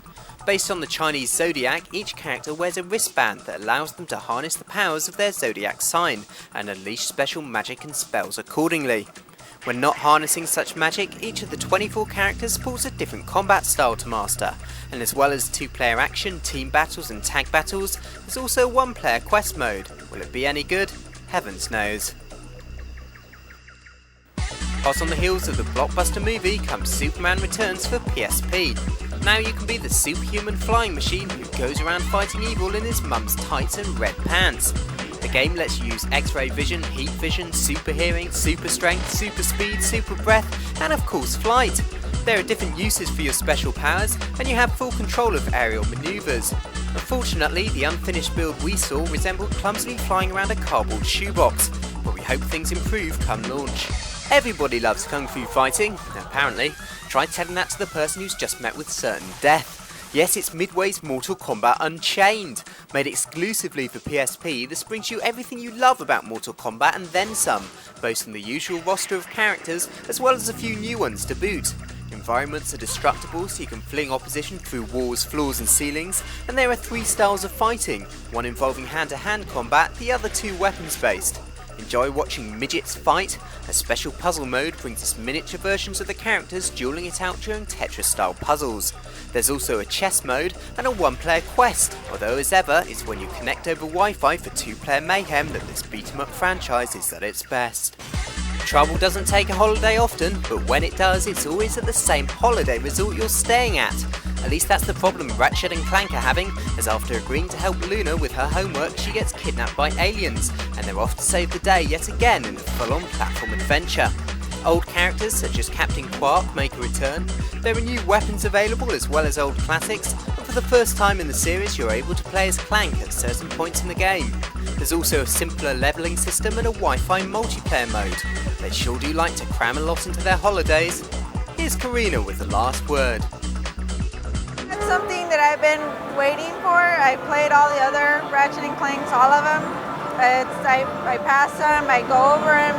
Every time that you play, there's something secret you gotta look for. It's a very enjoyable game, but the only thing is that I gotta buy a PSP now.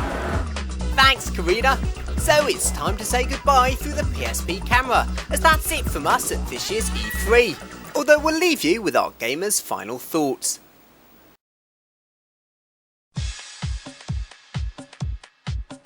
The first thing I put my hands on was a PS3, and I wouldn't let it down ever since. Greatest thing I've played so far at E3. I got to play some great games like WarHawk. Got to play Heavenly Blade. Graphics are beautiful. Gran Turismo HD is a very promising game also. I got to see the trailer for Sega Rally. It also looks very good, and I didn't get to see much of Xbox 360 or the Nintendo Wii, but PlayStation 3 is where my money's at. I got the 360. The reason why is because it came out first. It's a little bit cheaper in price. Also, I just gotta say the graphics and the games on it. The Nintendo, I'm sorry, I started on Nintendo, I love Nintendo, but I've grown older than it. It's a great game for casual gamers, it's a great system for people just getting started, but if you want some of the big stuff, you gotta play with the big boy toys. That's the PS3 and the Xbox 360, and I'm all about the 360. I think the Nintendo Wii is probably the best one. It's introducing a new way of gaming, you know. You no longer hold this control with both your hands. You hold a remote control, which you can just play a game with just, you know, twisting your wrist, or just, you know, hold two sticks and move them alternately to play a game. I thought that was really good. That's why I really like it.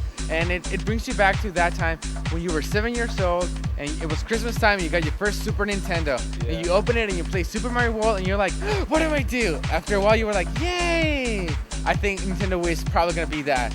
Not just for kids, also for kids my generation, you know, like 20s, even for older people, you know, like I could probably play with my dad or my grandma, you know, we can have a good time. And my dad won't go like, oh, what do I press next, you know? So that's why I go for Nintendo Wii. A couple things I didn't like. I didn't like that there was no Halo 3. I was looking for Halo the first 2 days, and just today I heard from other people that there's no Halo 3. I got to talk with some of the people from Bungie. You can only get one of these stickers if from the Bungie people themselves. They said a little bit about like coming to LA and that sort of stuff, but as far as the game goes, they had nothing to say, nothing they could comment on. I'm just happy that we got a third installment of Halo coming. One of the most disappointing things in this year's E3 was SNK's booth. They only had 4 games to showcase. How freaking sad is that? Coming from a kid of the 80s, putting quarters in the machines, Metal Slug's a popular, fun game. I was really excited to come and see it, but when I tried playing it on the Game Boy, there was no AI, no characters, no anything. It wasn't even a complete build. It was, yeah, basically a train wreck, and I was thoroughly disappointed by it. Another disappointing thing was Genji 2. Sorry, I'm still going back to that. What the hell were you guys thinking? That horrible thing that they're making for the PS3. It looks like a PS2 game. I'm sorry, I gotta throw that in there.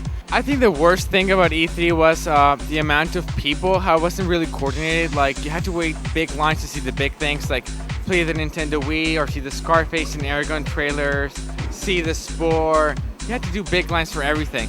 Another worst thing about E3, I'm sorry, Paris Hilton at E3? Oh, come on. Yeah. And you had to make a huge line to see Paris Hilton. That was just pathetic. Paris Hilton. She forgot the name of her own video game. And the company changed the name of the game.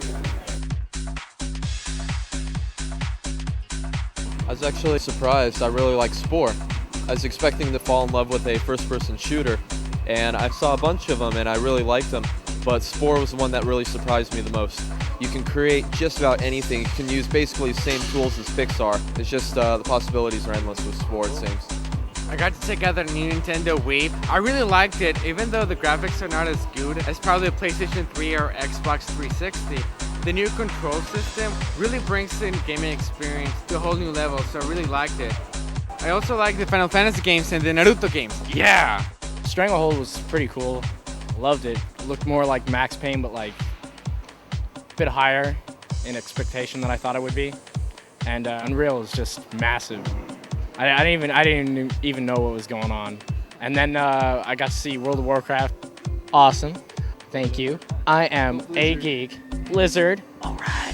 From the get-go, got to walk in and got to play Mortal Kombat Armageddon. Pretty happy. Tons of characters to play. I'm a little bit unhappy with how they changed the gameplay from 3 styles down to 2 styles.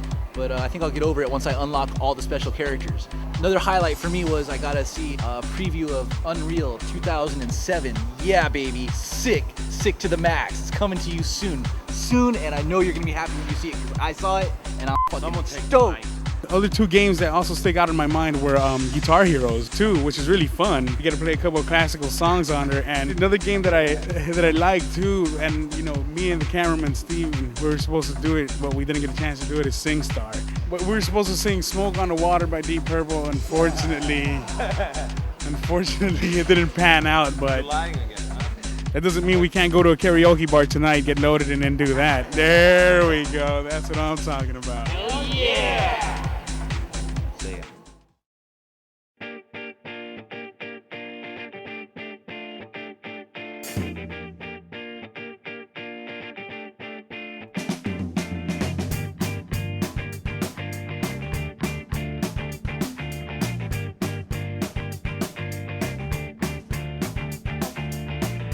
I don't want to spoil the party.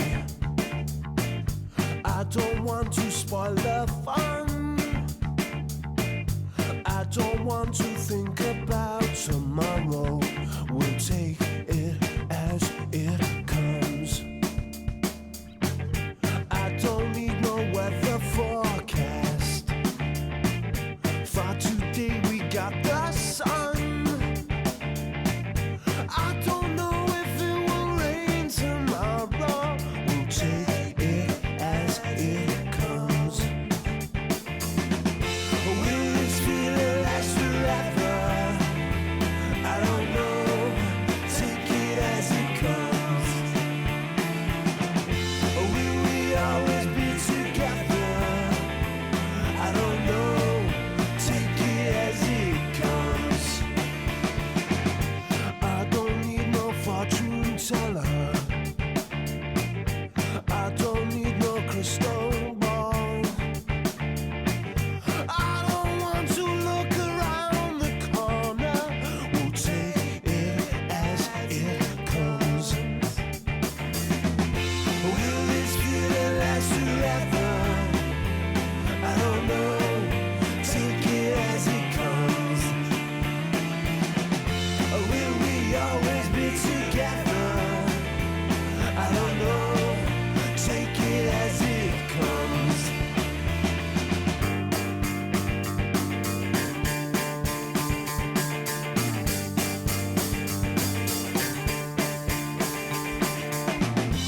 Will this feeling last forever? I don't know. Take it as it comes. Will we always be together? I don't know.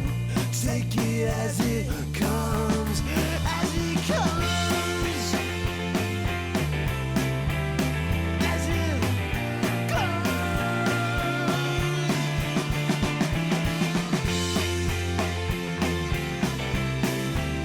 As it comes. Coffee's not good for you. Woo! Dirty perv.